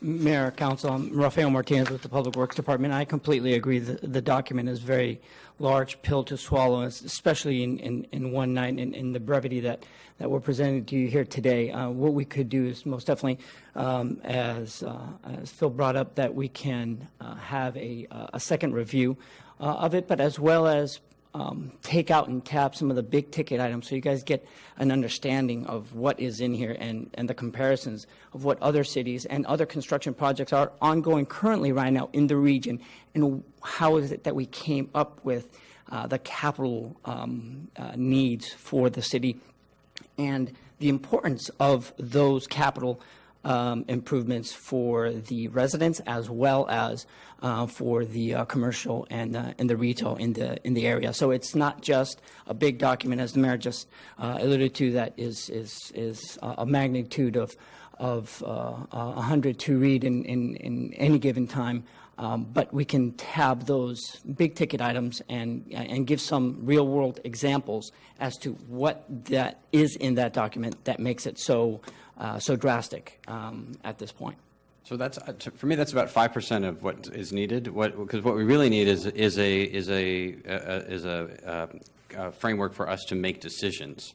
And by make decisions, I don't mean better understand the decisions that staff have made. So that, right, is we need to make them. So when the Parks Master Plan comes forward, the Parks Department can't simply give us the master plan, and it's this big, and now says, and now City Council adopt a park impact fee that equals this master plan, right? We are pouring through it and saying, okay, no, this thing that's in here would be nice. It's not enough. But it's not nice enough for us to have the highest park impact fee in the region. Or this thing in this park would be great, but this other one is more important. So that's our job, is to make choices based on a set of alternatives. And in none of the utility master plans are we generally ever provided that opportunity. We're given here is the best judgment by the most esoteric of professions, and there's really no framework or process or learning because we only do it every 5, 10, 11 years. So we never, even those of us have been here that long, we've maybe done 1 or 2 of them or 3. So you don't learn in order to be able to then assess the options that staff is preparing, but really then make choices among those options. And so figuring out, I'm encouraged more by what Mr. Blumberg said, or maybe what you said about our ability to go underneath the 218 authorized levels in the future. If we were to move forward with a 218 framework, but then with a real strategy for how we build the capacity of the policymakers at the city to be able to make these choices. And I think one start on that would be to make this commission function in a more like the Planning Commission or any of the others, where they're seeing the water, a part of the water master plan every month, or they're seeing other presentations from other cities all the time, or from outside interest groups or whatever, just to broaden their knowledge and to understand perspectives that the staff does not have already, as opposed to simply here's the staff expertise. Tell the city council you think it's a good idea too. It comes here. We read the executive summary, leaf through it, try to make sense of it, but don't have the ability to learn or to know or to assess any of the real alternatives. But we could do that over the next year in order to then assess the next year's rate increase in a more thoughtful, appropriate way. No, I actually wrote down multiple workshops. So now I'll add commission as well as council. So you could. Yeah. So over the next year, we'll go through the water master plan, sewer master plan, refuse, all the pieces of it, and so the council can. Right, and mainly them, right? We don't do the general plan update. I don't mean to. I don't put Ms. Hamilton on some pedestal. She's the only one with a good process. But we don't see the general plan every single month. It's not like or every single meeting. We don't necessarily need to do that, but we need to have the capacity of having had citizen eyes on this that have been able to spend enough time in it to really provide meaningful input and evaluation and ideas and alternatives. Any other questions or comments? All right. So you see the recommended action before us. Is there a motion is required for this, correct? To authorize the 218 proceedings? I'll move the recommended action with emphasizing some of the direction we gave tonight about how we proceed going forward. Okay. Is there a second? There's a motion and a wildly enthusiastic second. Contain yourself. All right. Any further discussion? All right, all those in favor, please say aye. Aye. Any opposed? Hearing none. That motion carries. Thank you. All right. Item 17 is consideration of a workshop on the installation of parking meters in the Bridge District and proposed amendments to Chapter 10 of the Municipal Code in regard to parking.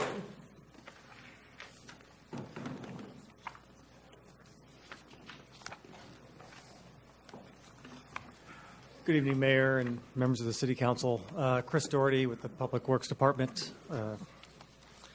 The item before you this evening is a workshop on installing parking meters in the Bridge District and some proposed amendments to Chapter 10 of the Municipal Code.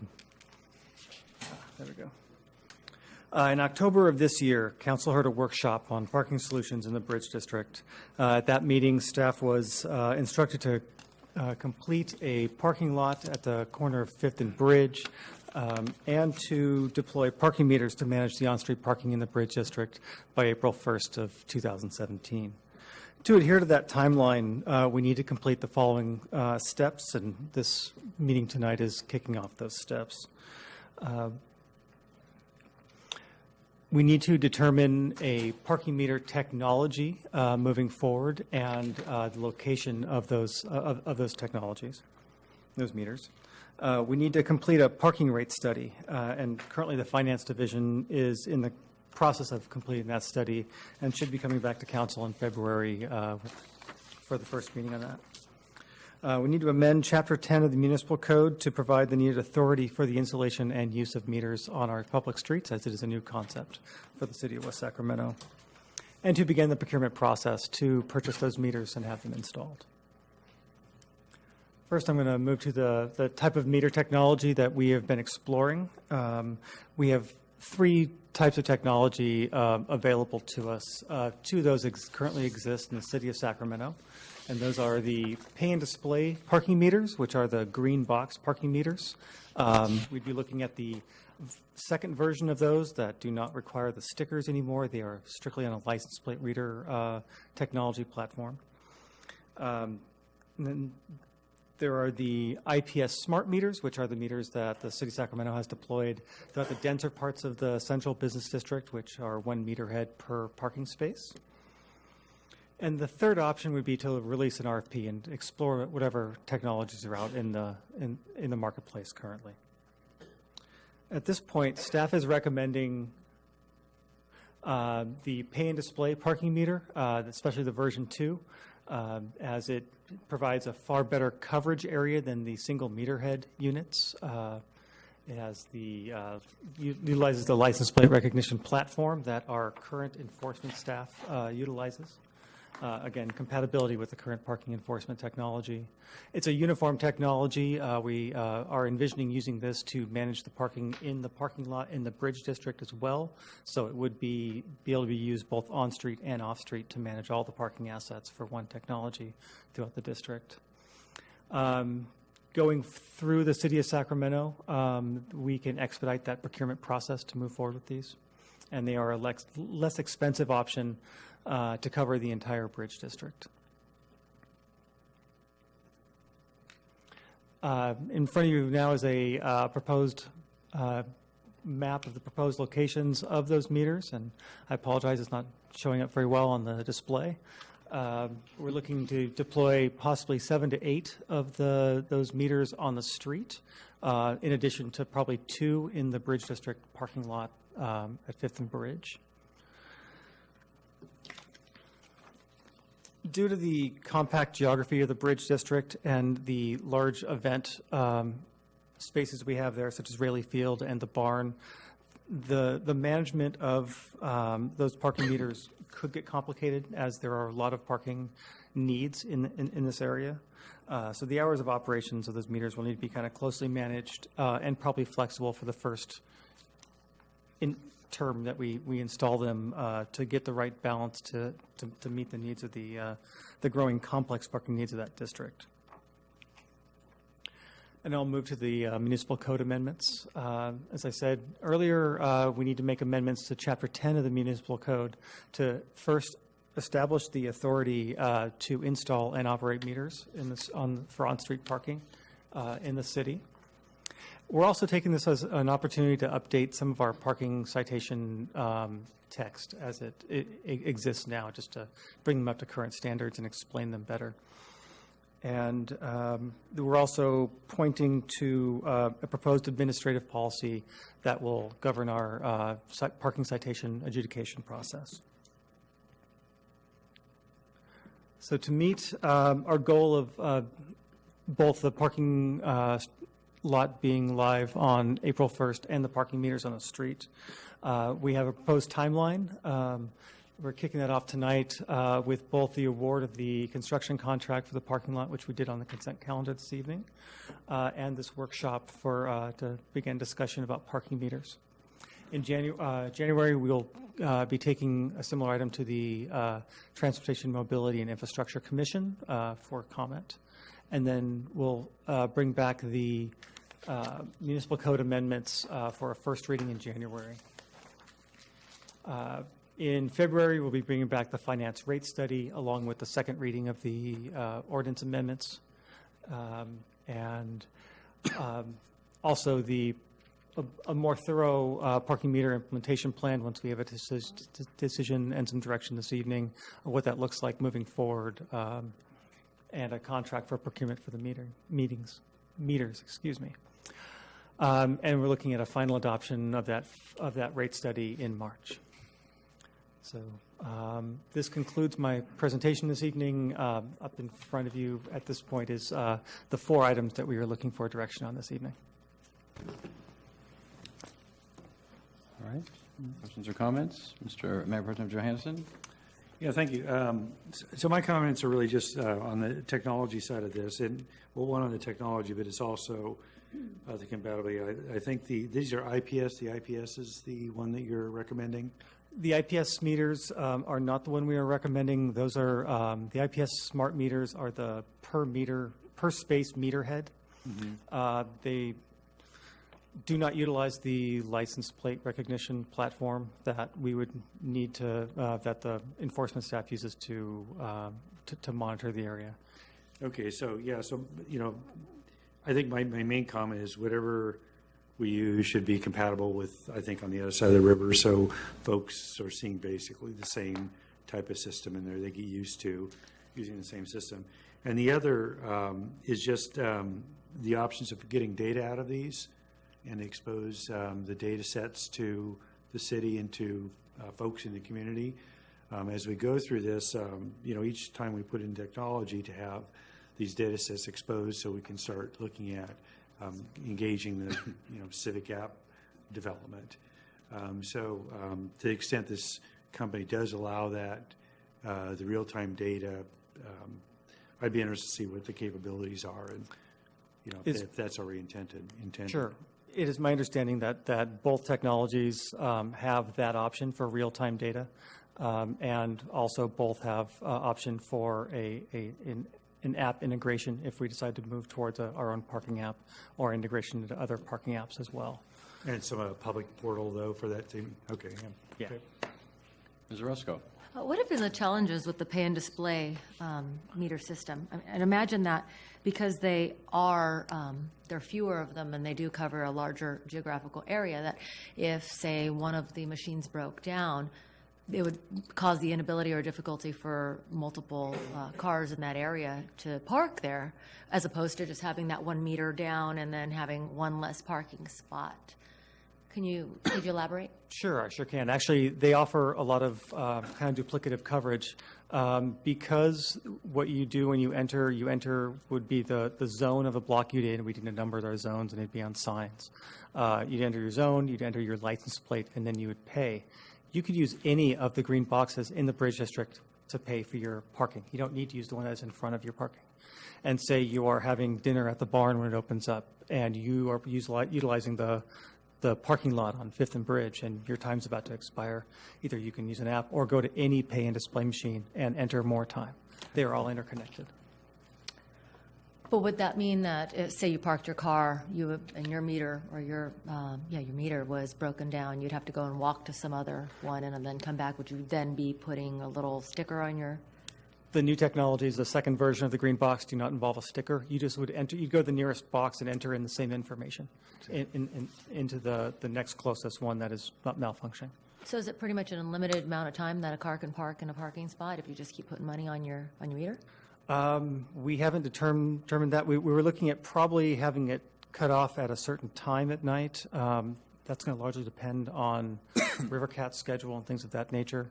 But we're looking at overnight parking. But if we could limit time parking if that is needed through the area. But generally, when you move to a metered environment, the duration of parking shrinks dramatically.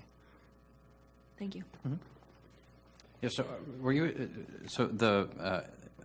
you mentioned you could pay by the app if you were at the barn. Could you pay at the app in the first place at your vehicle? Is it the Park Mobile app that Sacramento is using that would be involved? We could use that, or we could use our own. Okay. And the municipal code language talks a lot about pay by space, but you were just having this conversation essentially about pay by district, which has advantages for both the parker and for the jurisdiction. Even when you don't have all state workers moving their car every 90 minutes to consume most of the spaces. So when if you parked in a location in the Bridge District or in Washington or the Civic Center District, since they're also covered by the code changes, and you paid for 2 hours of parking or for 1 hour of parking, and it turns out you're your date didn't show up, and so now you're going to go somewhere else in the Civic Center or Washington or Bridge District to have lunch. Now you're going to go to Lenice's Cafe instead of your sit-down dinner, sit-down lunch. You could still go to another location in the same district, not pay for parking over again that you just did in the same basic area, but it's not space-based. By the same token, it allows us as a jurisdiction. I think Palo Alto was one of the first to do this, but now it's quite commonplace to say you can't. The parking in this area around the barn, for example, is limited to 90 minutes or to 2 hours or to 3 hours, and no matter you can't go to a different pay and display station, move your car 5 feet, and get another 2 hours, because we're trying to create turnover so that folks can use the small businesses and whatever. If you want to park for a longer period of time, go to the lot. So is this really a space-based only kind of a metering? Because a lot of the language is about this space or the adjacent space or that adjacent space, as opposed to a block or a zone or some other geography. Sure. We designed the code language in there to be flexible to use either technology as how this technology is currently being used. The green box, the pan display machines, governs more of the outer edge, larger geography areas where they still use the IPS smart meters in more of the denser areas. We envision as the bridge district builds out and other areas build out, we could then move to that single space metering. We wanted code that would be flexible to operate whatever technology we decide to deploy. So that's what we chose, the code that we did. So the code this code language will, or is this only for those IPS meters later? No, it covers both the pay and display and a per space if we choose to go that route. So it does give us sufficient authority to regulate parking by zone and by district, not just by specific space. And if you move your car 18 inches, then suddenly the code provisions no longer apply. I mean, you're no longer overtime, for example. Yeah. I can definitely research this further before we come back for our first reading to make sure that is locked in. Okay. Yeah, because a lot of the parking the gamifying of parking that occurs, especially all on this side, the other side of the river, is a lot of that, and a lot of it is workplace, and a lot, but it defeats the purpose of trying to make sure that small businesses and residents and visitors never can that there's a constant flow of parking available, and that longer term parking needs to be in longer term parking in longer term lots. So. Yeah. Ms. Sandine? Thank you, Mr. Mayor. I actually had some comments about the language of the chapter as well. Okay. And I didn't know if you had borrowed it perhaps from Sacramento, because it seemed to me that some of it was perhaps just a touch antiquated about the dash, putting something on your dashboard, because now they have the sticker on the side. So I just think we could actually probably have kind of revised the language, since we're going to be using, it sounds like state-of-the-art machines, or machines that will be purchasing, perhaps the recommendation is through Sacramento, which that makes a lot of sense to me, since they're doing the actual checking of all the parking over here, and we've contracted with them to actually have their machinery would make good sense. But I think in terms of the language, it seems like some of it to me, I was getting stuck on the United States coin or currency. It sounded more like putting in dimes and quarters versus now we have smartphones and using your charge card and all that. So I just think that could be tightened up, that language. We could definitely look into doing that. Other questions or comments? Yes, thank you. Mr. Ledesma. Thank you, Mr. Mayor. Thanks, Chris, for the opportunity to kind of weigh in on this. This has been this debate, or this issue of parking has been brought through a couple of times, because we're trying to establish the right foundation to how we're going to manage parking. And the approach so far has been very good around leveraging the existing technology from Sacramento. All of it's been right. So one question of mine has already been answered, because my experience on the Sacramento side has been about the box. I didn't like the idea of placing them, and the map is a little hard to read, but still walking around to get your sticker and putting it back on your car. If that is not where the technology is, that will be, again, an app that you can drive up, punch in your car, punch it in your phone, done, and you walk away for 2 hours, and come back and move or get a ticket, whatever. Then I'm okay with that. I wasn't okay with it without that knowledge, because I think the way it's kind of spread out, for the reasons Ms. Roscoe brought up, are the things that I would worry about. Is that's again, the other part too. I get the cost reasons for the technology, Obviously, I personally like the stick your card in and punch in a number. I'm there for an hour in downtown, and this blinks green for whatever. But I don't think we're there from a density. We're certainly not there from a cost structure way. But the new technology makes sense if it works in that way. So you've won me over with that. The part I am going to kind of go back to is a little bit around. I'm not quite clear on sort of how we're going to manage the parking, by space or by block. It's kind of the same issue that was just previously discussed. It's not quite clear to me what we want it to be versus the technology sounds like it'll be able to accommodate whatever we want. But I want to make sure that we do have a better sense of what is it that we want. So right now it's 90 minutes parking? Is that what it is 90-minute parking. It's 90-minute parking. We did that to facilitate no one camping out at a River Cats game and using on-street parking, and visitors being there basically for 2 days in front of people's houses in the Park Moderns or in front of the Habitat, whatever. So we've got to, we were anticipating the River's Edge being online here in the next year or so, year and a half. We're talking about our own lot being built. We've already voted to move that forward. So again, I'm still trying to put together that was always the improvements at, and I already saw it in action at the firehouse, which is I think part in scope here. Correct? Will they have will they reach down? We won't go that far, right? Our parking. At this point, we're focusing on the Bridge District. On the Bridge District, okay. But yeah, we will have the option to move into Washington at a later time. Which I was going to comment. It's going to be an issue because it was an issue on their kind of opening night, or not opening night, but their party. There was parking all over on the street. It's an issue tonight. Yeah. What's that? It's an issue tonight. Yeah. So again, it's important that we get dial in exactly the policy we want in terms of how this is going to rotate. I think the intent I'm looking for is that it does have to move, right? Every 2 hours or whatever the time frame we put in, because there will be restaurants, there will be businesses, there will be whatever it is, coffee places that people want to come in and see and hang out for 2 hours. But we got to make room for the next person to have that turnover. So I want to make sure we're addressing that and kind of get a better feel for it. But the technology, from the technology perspective, I'm getting where you're going, and as long as it accommodates whatever policy we have, I'm okay with kind of where we are on your recommendation. The overall policy that we brought forward in October was to change the look and feel of the on-street parking from what has been largely residential long-term parking to be more commercial serving short-term parking, and moving the residential parking to the lot. And so we'll still have capacity in that lot beyond the residential parking to cover hourly parking as well.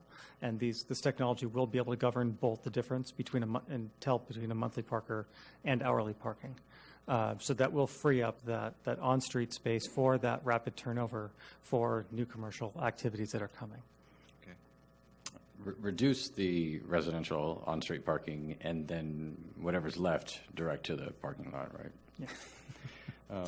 So the rate study that Finance will be undertaking or is undertaking for the parking meter rates, is that what we're talking about? It'll be parking meter rates, and also the monthly rates for the parking lot, with the hourly rates for the parking lot, the meter rates for the on-street spaces. And what are the guiding criteria for the rate study?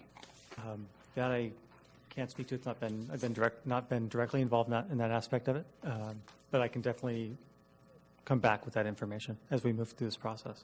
Okay. Because there's the fine issues and all of that, so, and I assume we don't set the rate, the charges for parking fines. I don't know. We haven't had much of that, but with the tech, I've raised this before on issues around the red light cameras and others. With the technology allowing for much dramatically increasing the likelihood of getting caught violating one of these, the penalty for being caught needs to be lower. Just under basic economic theory of penalties is that they should, that a parker or a driver or whatever is assessing the probability of being of having to pay the fine times the fine, is the expected cost, and how does that relate to the benefit of this? If your probability of getting caught goes to near 100% thanks to technology instead of 10% because of people having to drive around, then the fine should be, just in an equity perspective, between the relationship between the authoritarian government and the citizen needs to be a lot lower. So it's not, the intention of our parking program was not to raise as much money as possible out of our citizens and to make the bridge district or Washington or the Civic Center inaccessible to a broad range of our residents that can't afford expensive parking. So it should be policy driven and not just revenue driven. And understanding that because of the technology and the license plate stuff, we will be catching you if you violate it pretty easily, and therefore the penalty part of the charges needs to account for that.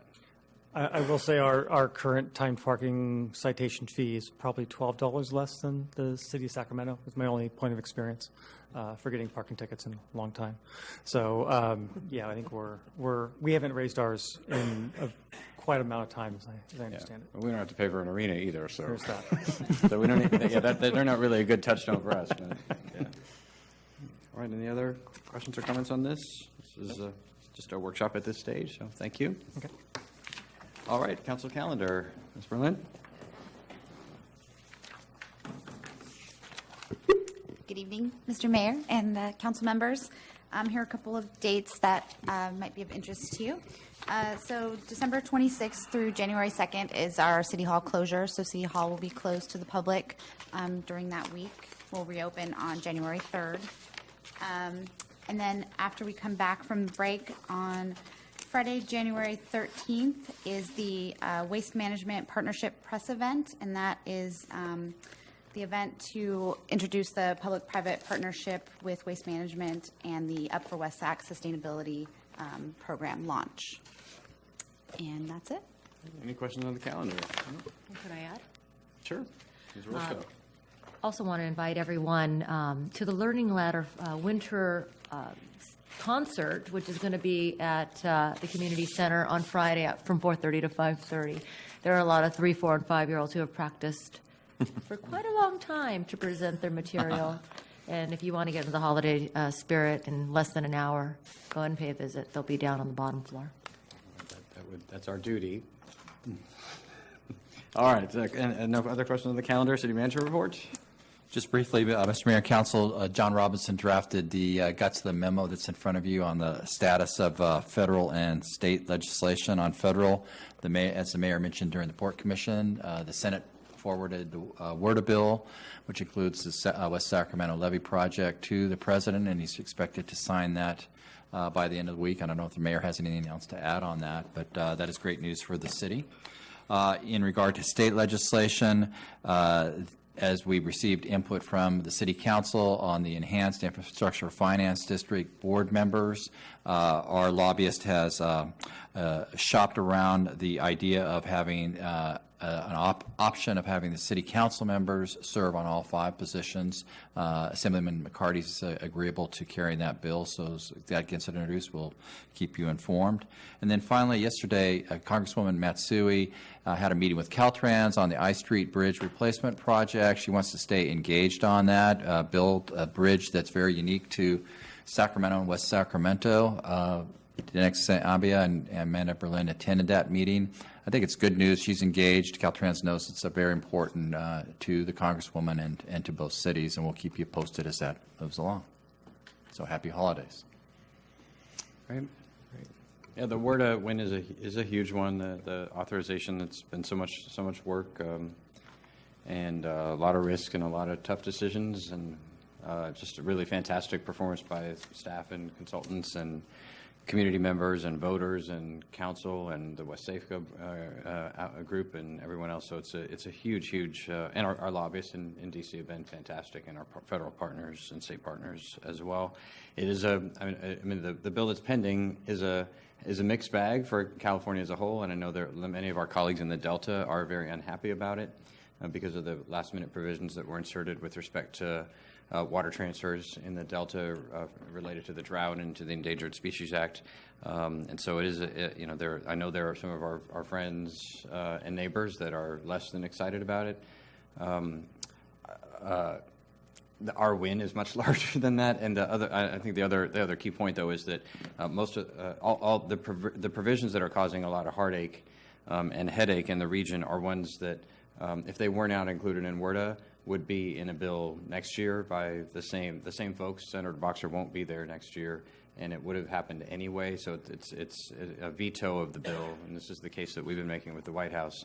A veto of the bill wouldn't solve that problem because those provisions would simply come back, but a veto would have the potential, if next year's Congress and administration decided not to go with the system that we have been operating under for the last 8 years, which is no earmark, no political earmarks. Just, do you have your chief's report? Have you gone through? Have all the engineering been done? There was a real risk that if it got delayed till next year, that whole system of authorization might change, and then all of the work that we have done building toward the $1.2 billion authorization would have been lost. So it's really critical that it gets signed. And we've definitely conveyed that to the White House, and I'm hopeful. So we shall see.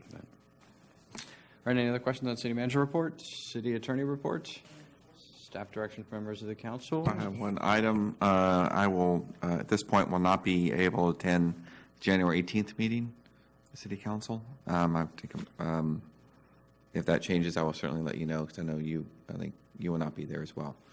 But just to keep you informed on that front. Thank you. All right. We have no other. There was one other item. We have no future agenda item requests. There was no one more staff direction item. I can't remember what it was. All right. Well, we'll have to wait till next year. So, is there a motion to adjourn? So moved. Okay, it's been moved by Ms. Orozco and seconded by Mr. Ledesma. All those in favor, please say aye. Aye. Any opposed? Hearing none, motion carries. Meeting is adjourned. Happy holiday.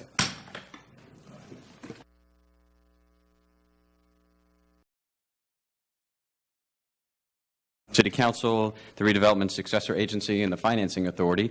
We're going to begin tonight, as we do each week, with the Pledge of Allegiance. We'd like to invite our guests to join the council and staff in the pledge, which tonight is going to be led by the County Clerk Recorder, Jesse Salinas. I pledge allegiance to the flag of the United States of America and to the republic for which it stands, one nation, under God, indivisible, with liberty and justice for all.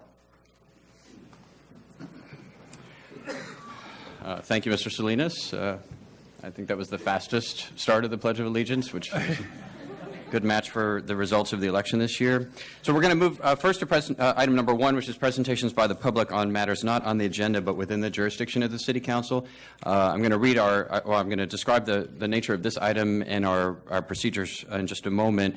And simply, for those of you who are staying for the second meeting, for a regular meeting, I won't repeat them again. So we do request that anyone wishing to address the council on this or any other agenda item this evening to please fill out one of the yellow cards that is hiding behind County Supervisor Oscar Villegas and turn it into the city clerk, who's up front. In front of the clerk is a timer that we use to make sure that all comments are limited to no more than 3 minutes. And also there's a flip chart that indicates which agenda item the council is currently considering. We do take those cards all the way up to the completion of a staff report on any particular agenda item. We also recognize that for some folks, speaking in public can cause some anxiety and hives and other illness. And so we do ask that there not be any boos or catcalls or even applause or other demonstrations, and then we try to maintain a civil discourse here in the chambers. So we have no request to speak under item 1, so we're going to proceed to item 2, which is consideration of resolution 16-67, accepting the official canvass and certification of the November 8th, 2016 election and declaring elected Christopher Cabaldon as mayor, Beverly Sandine and Karina Orozco, City Council, and Measure E approved by the voters. I'll turn it to the City Clerk. Good evening, Mr. Mayor, members of the City Council. On November 8th of this year, we held a general election in consolidation with the presidential election, where we elected 2 council members, a mayor, and the Measure E was approved by a 65% vote. The election code requires that the City Council accept by resolution the official canvass and certification of the election results, which has been provided to us by the Yolo County Clerk's Office.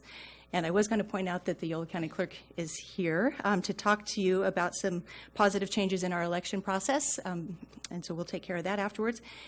And I do want to point out that the voter turnout for this election was 44% vote by mail and 26.4% at the polls, for a total voter turnout of 70%, which is our highest turnout. And with that, I would turn it over to you and look for a motion. All right, I'd first like to invite the county clerk to come forward. He may not have anything to add, but I know that in our city, for maybe a century and a half, well, we've only been a city since 1987, but for a very long time in our community, we have had to wait a long time for election results, much longer than most anyone else on the planet Earth, where we would often not get any results from polls until after midnight. As we waited for the horses to take our ballots from here to Woodland to be counted, with lots of technical issues and challenges.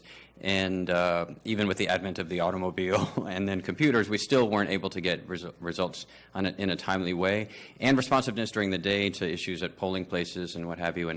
And while he was a member of the city council, Oscar Villegas took this issue on along with the city clerk. With a couple of county clerks over time to try to get some resolution. And we struggled for many, many years, and once Supervisor Villegas was elected and then the county clerk, Salinas, was appointed to the office, this was the very first election since those changes were made. And I know the council and all the community watchers who hit refresh on the website every moment or watching the ticker tape on the TV very much appreciated the significant improvements in timeliness and responsiveness of the county clerk's operation and the votes being reported early, the early pickup of ballots from physical polling places in the city, some significant innovations that finally gave us results in a timely way. And so we wanted to, particularly to thank you, Jesse, for your leadership in transforming what had been a very problematic thing into something that made us feel like we were really part of the county and allowed us to celebrate our democracy before the kids went to bed. So very good. Thank you very much, and I appreciate the opportunity to come and be here today, and the hard work that staff put in to make it all happen. And I have to give some props here to Supervisor Villegas as well, because he sat down and had a long conversation with me about the importance of trying to have more timely responses here in the community, and I heard him loud and clear. We've all had that kind of long conversation at lunch with Supervisor Villegas, so we appreciate that. So he heard you and I heard him, and thankfully there's the new legislation that was passed this year that allowed for the midday pickup. And what we found out, just a little bit of a background, there had only been 3 other counties that had done that during the primary. And of course, my appointment actually happened in May, so I played more of a role of just observing the primary election. So I knew the changes that I could implement could happen in the general election. So one of the major changes, of course, was the early ballot pickup. And we actually looked at 10 polling places here in West Sacramento. And we actually looked at the high volume locations as well. So what that allowed us to do is to get a jump start on the processing on a number of thousands and thousands of ballots. And so what it allowed for is, of course, as you saw, a more robust results to be shared in terms of the 801, 805 timeline of what we did. And then just again, staff did an excellent job of just processing, and I'd like to also give some kudos to your amazing city clerk. And Chris is just fantastic. Know that I turn to her when I want to talk to any city clerk. She's my point person because she's really a leader in the county in terms of city clerks. So I just want you to know that you really have some great representation there as well. So with that. It's always nice to hear, if you don't mind, Mr. Mayor. Just want to say thank you, and having participated in a couple of elections, it was really refreshing to get returns back so quickly. A lot of interested parties, of course, in our community wanted to see how the election results came back. My first election, I think the first returns didn't come back until after midnight, and then we had to wait till I think 6 a.m. to get the next. So for the community to understand the vast amount of work that you and your team have done, and I also want to thank Chris. She's been advocating for this for some time, but thank you so much for your work and your leadership, and looking forward to continue working with you. Thank you. Thank you very much. Thank you. All right, is there any other discussion on item 2? Is there a motion? So move. I'll move the recommended action. All right, it's been moved by Mr. Ledesma and seconded by Mr. Johannesson. Seeing no further discussion, all those in favor, please say aye. Aye. Any opposed? Hearing none, that motion carries. The item is adopted. So now we'll proceed to item 2, which is the swearing in of the newly elected mayor and council members. Madam Clerk, we'll be taking up Councilmember Sandin first. Yes, so I'd like to invite Councilmember Sandin.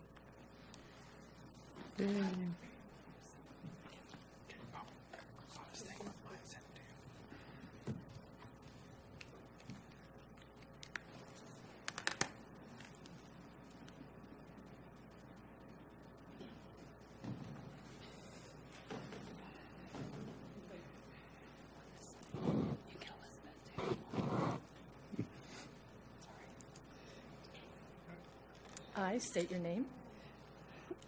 That's okay. I, Beverly Sandin, Do solemnly swear do solemnly swear that I will support and defend the Constitution of the United States that I will support and defend the Constitution of the United States and the Constitution of the State of California and the Constitution of the State of California against all enemies, foreign and domestic. against all enemies, foreign and domestic.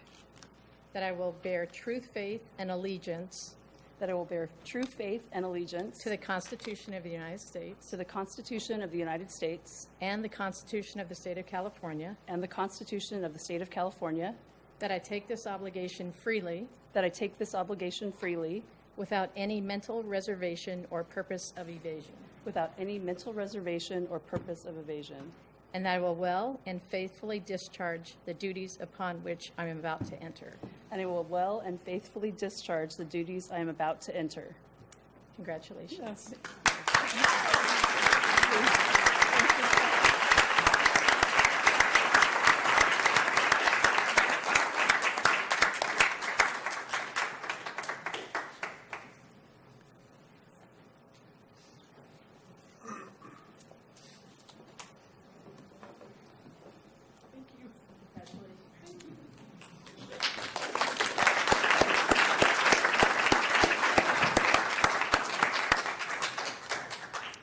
All right, and our newly installed council members will be making remarks following all of the oaths. And so next we will turn to the swearing in of our new city council member, Karina Orozco.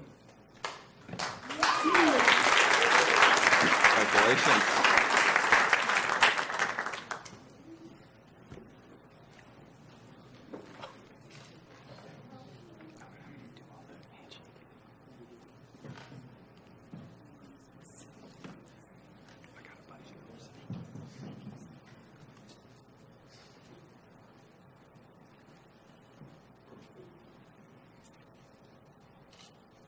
Come closer. I state your name and do solemnly swear I, Kirina Orozco, do solemnly swear that I will support and defend the Constitution of the United States that I will support and defend the Constitution of the United States and the Constitution of the State of California and the Constitution of the State of California against all enemies, foreign and domestic, against all enemies, foreign and domestic, that I will bear true faith and allegiance that I will bear true faith and allegiance to the Constitution of the United States to the Constitution of the United States and the Constitution of the State of California, and the Constitution of the State of California, that I will take this obligation freely that I will take this obligation freely without any mental reservation or purpose of evasion, without any mental reservation or purpose of evasion, and that I will well and faithfully discharge and that I will well faithfully discharge the duties upon which I am about to enter.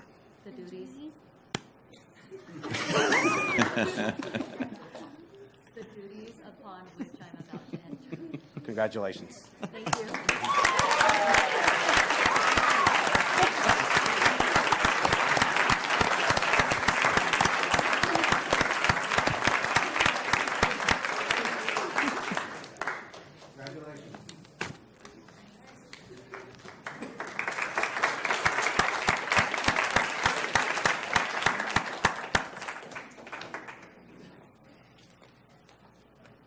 Okay, Mayor Walden.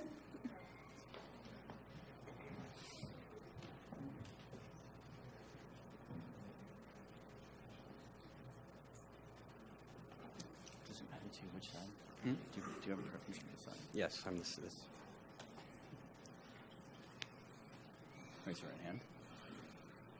I, Christopher Cabaldin, I, Christopher Cabaldin, do solemnly swear do solemnly swear that I will support and defend that I will support and defend the Constitution of the United States the Constitution of the United States and the Constitution of the State of California and the Constitution of the State of California against all enemies, against all enemies, foreign and domestic, that I will bear true faith and allegiance to the Constitution of the United States to the Constitution of the United States and the Constitution of the State of California, and the Constitution of the State of California, and that I will make this obligation freely, and that I will take this obligation freely without any mental reservation or purpose of evasion, and that I will well and faithfully discharge the duties upon which I'm about to enter. Congratulations.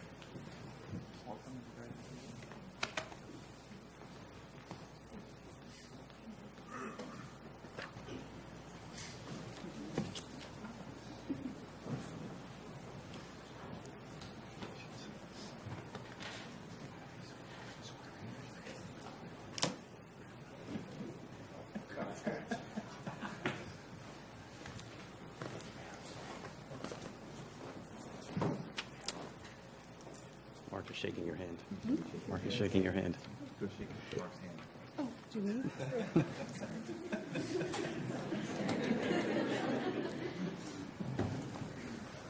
All right, now I'd like to invite our newly sworn-in members to make a few remarks in honor of their election to the City Council. So beginning with Councilmember Babs-Sandin. Thank you, Mr. Mayor. I want to share my gratitude. I really appreciated and enjoyed the 2.5 years that I served while I was an appointed member. And so when it came time to make a decision whether or not to run, I threw my hat in the ring. I learned so much during the campaign. I thought I knew a lot about West Sacramento, and to meet people at their doors, to meet people at events, at restaurants, at all the gatherings at the barn, and to hear concerns and dreams and hopes for the city, it was just incredibly motivational. I love the city with all my heart. My husband, who's a business owner here, we can't imagine being anyplace else. And to actually be a part of the service here and serving on the council with this amazing group of folks, I'm just so excited for what's ahead. And I look forward to working with all of you. And I'm just grateful from the bottom of my heart for this opportunity.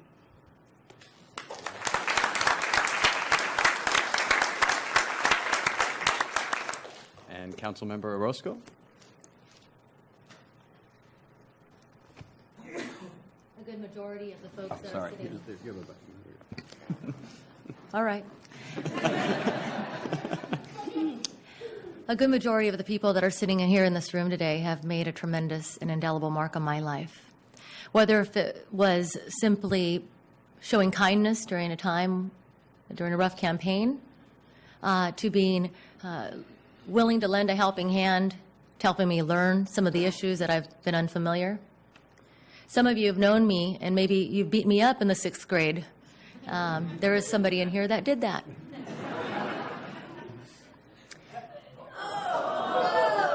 I'm known to bring the lights down when I give my speeches. It's a dream come true to sit up here. Girl from South Sac who didn't probably ever meet an elected official until she was in college, let alone ever dream that she would be sitting up on a dais making decisions on behalf of her community. I want to thank all of the folks here for coming out on a school night to share our evening. This is pretty surreal. I had a wonderful group of people who believed in me and dedicated their time and hours toward helping me along so that I could just have the humble duty of serving. And here we are. And for this, I owe it all to you, and I thank you so much for your support.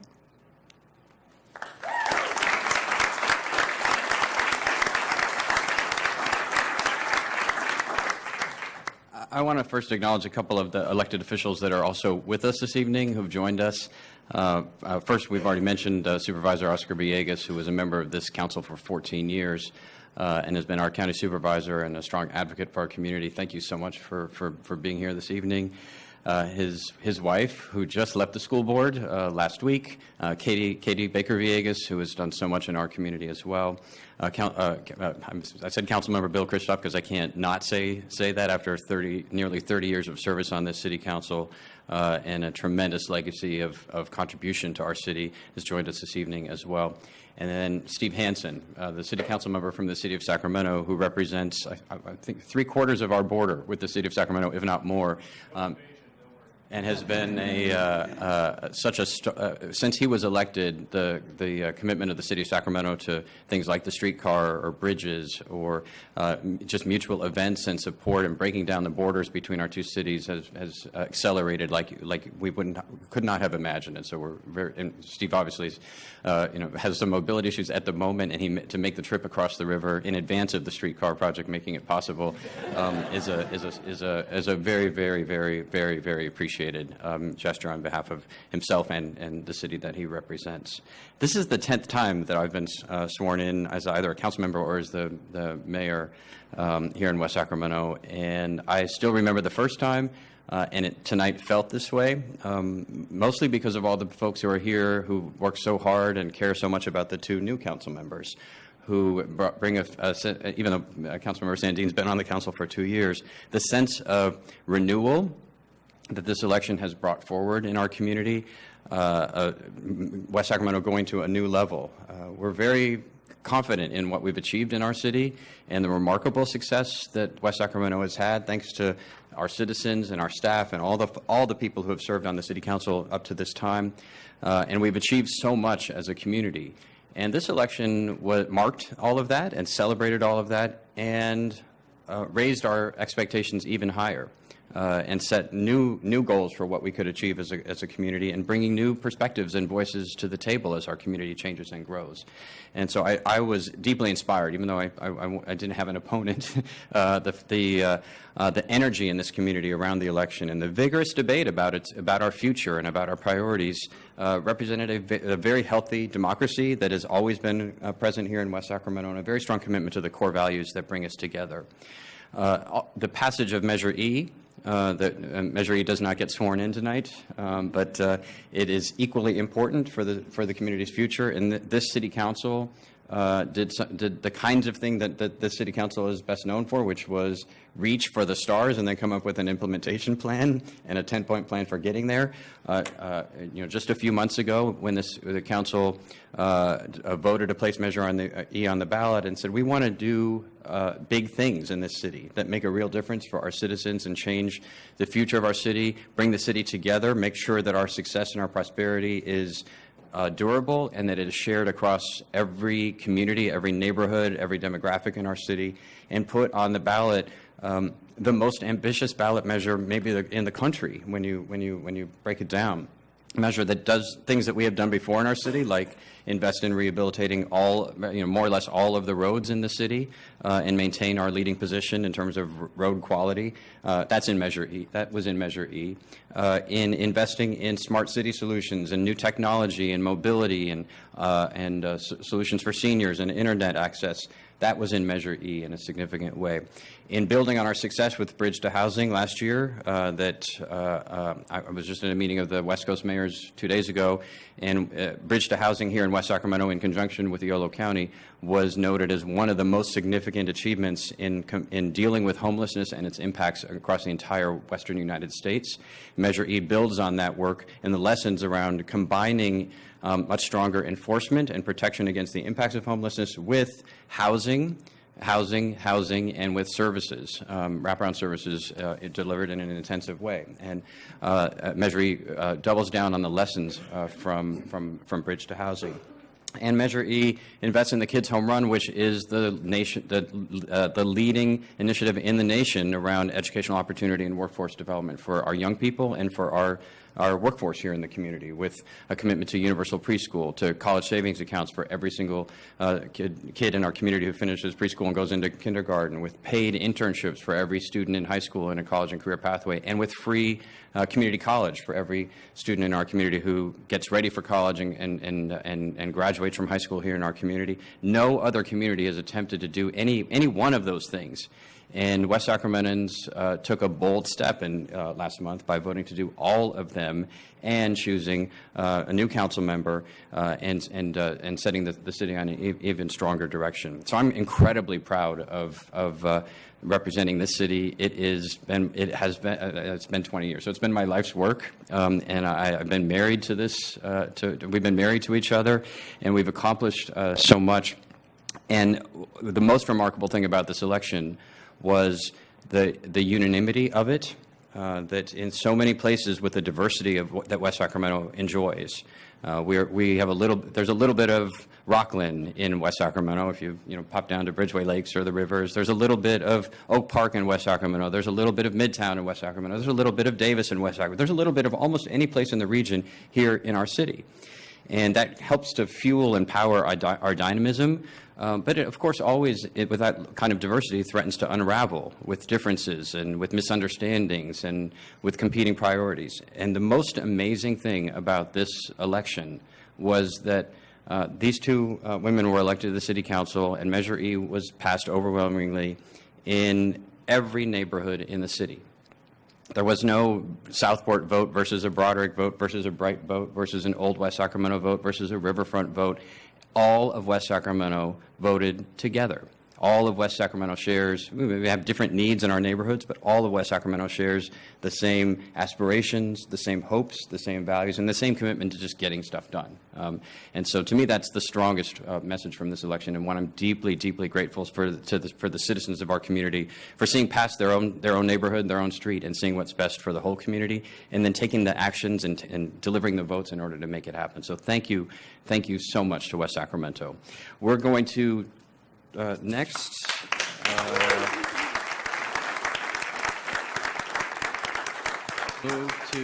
move to the selection of our mayor pro tem. And for those of you who don't speak Latin, we are now about to elect our vice mayor. I know in Sacramento they have both a vice mayor and a mayor pro tem because they're bilingual, but we have only one. And so we're under item 4. We're now going to open the nominations for election of the mayor pro tem. Thank you, Mr. Mayor. At this time, I would like to nominate Council Member Mark Johannesson for Mayor Pro Tem. I'll second that. All right, it's been moved and seconded.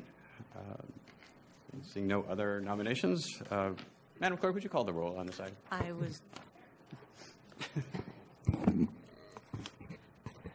Councilmember Orozco. Yes.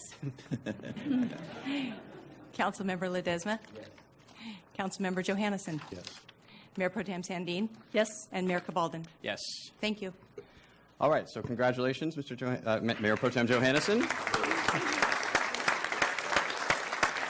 Can we say, Mr. Johannesson? Yeah. Yes, of course. Yeah, I just briefly, I'm really excited about the group that we've got now to work in the coming 2 years. I think we've got everyone at the DS now brings something special. I don't think any of us really have similar backgrounds. We're all going to bring perspective, and just seeing the conduct through the campaigns, I'm really confident that we're going to be able to do great things. And of course, we've got the mayor who I was surprised you didn't know the swearing in by heart. I think you did. I didn't know it. Been sworn. I didn't know it in a British accent. Yeah. But it's really, it's a pleasure to be able to work with you all in the past, and I'm really looking forward to working with you all in the future. We've got a lot of great things that are coming up this next year, and I think we've got the team to be able to do it. Mr. Ledesma. Thank you, Mr. Mayor, and I wanted to congratulate all of you on your elections and your very positive, optimistic campaigns that each and every one of you ran. I couldn't be more proud and honored to be working with you and sit with you on this council. I want to congratulate also the community of West Sacramento for selecting and seeing the optimism and the positive nature of these candidates and to validate and see so much confidence in us as a council. The one thing I'm most proud of is how hard this council works. We are present. We work very well together. And the passage of Measure E, as well as the election of these three folks, is to me the vote of confidence in how we're going. So I look forward to working with each and every one of you, continuing to work with you, Councilmember Sandine, and working with our new Councilmember Roscoe, and of course the Mayor, who I want to thank for all his hard work for 20 years of service as the longest serving now member of our community. And I would be remiss too without acknowledging Mr. Christoph, Councilmember Christoph, because this is the largest crowd that's been here in a while. But I want to thank Mr. Christoph for all his work while everyone's here. For myself, will miss your voice up here, but I'm glad you're back for tonight. But again, thanks and congratulations to all of you. All right, we're now going to adjourn this special meeting, and we will have a reception and some light refreshments for our guests and for others who wish to congratulate our new council members.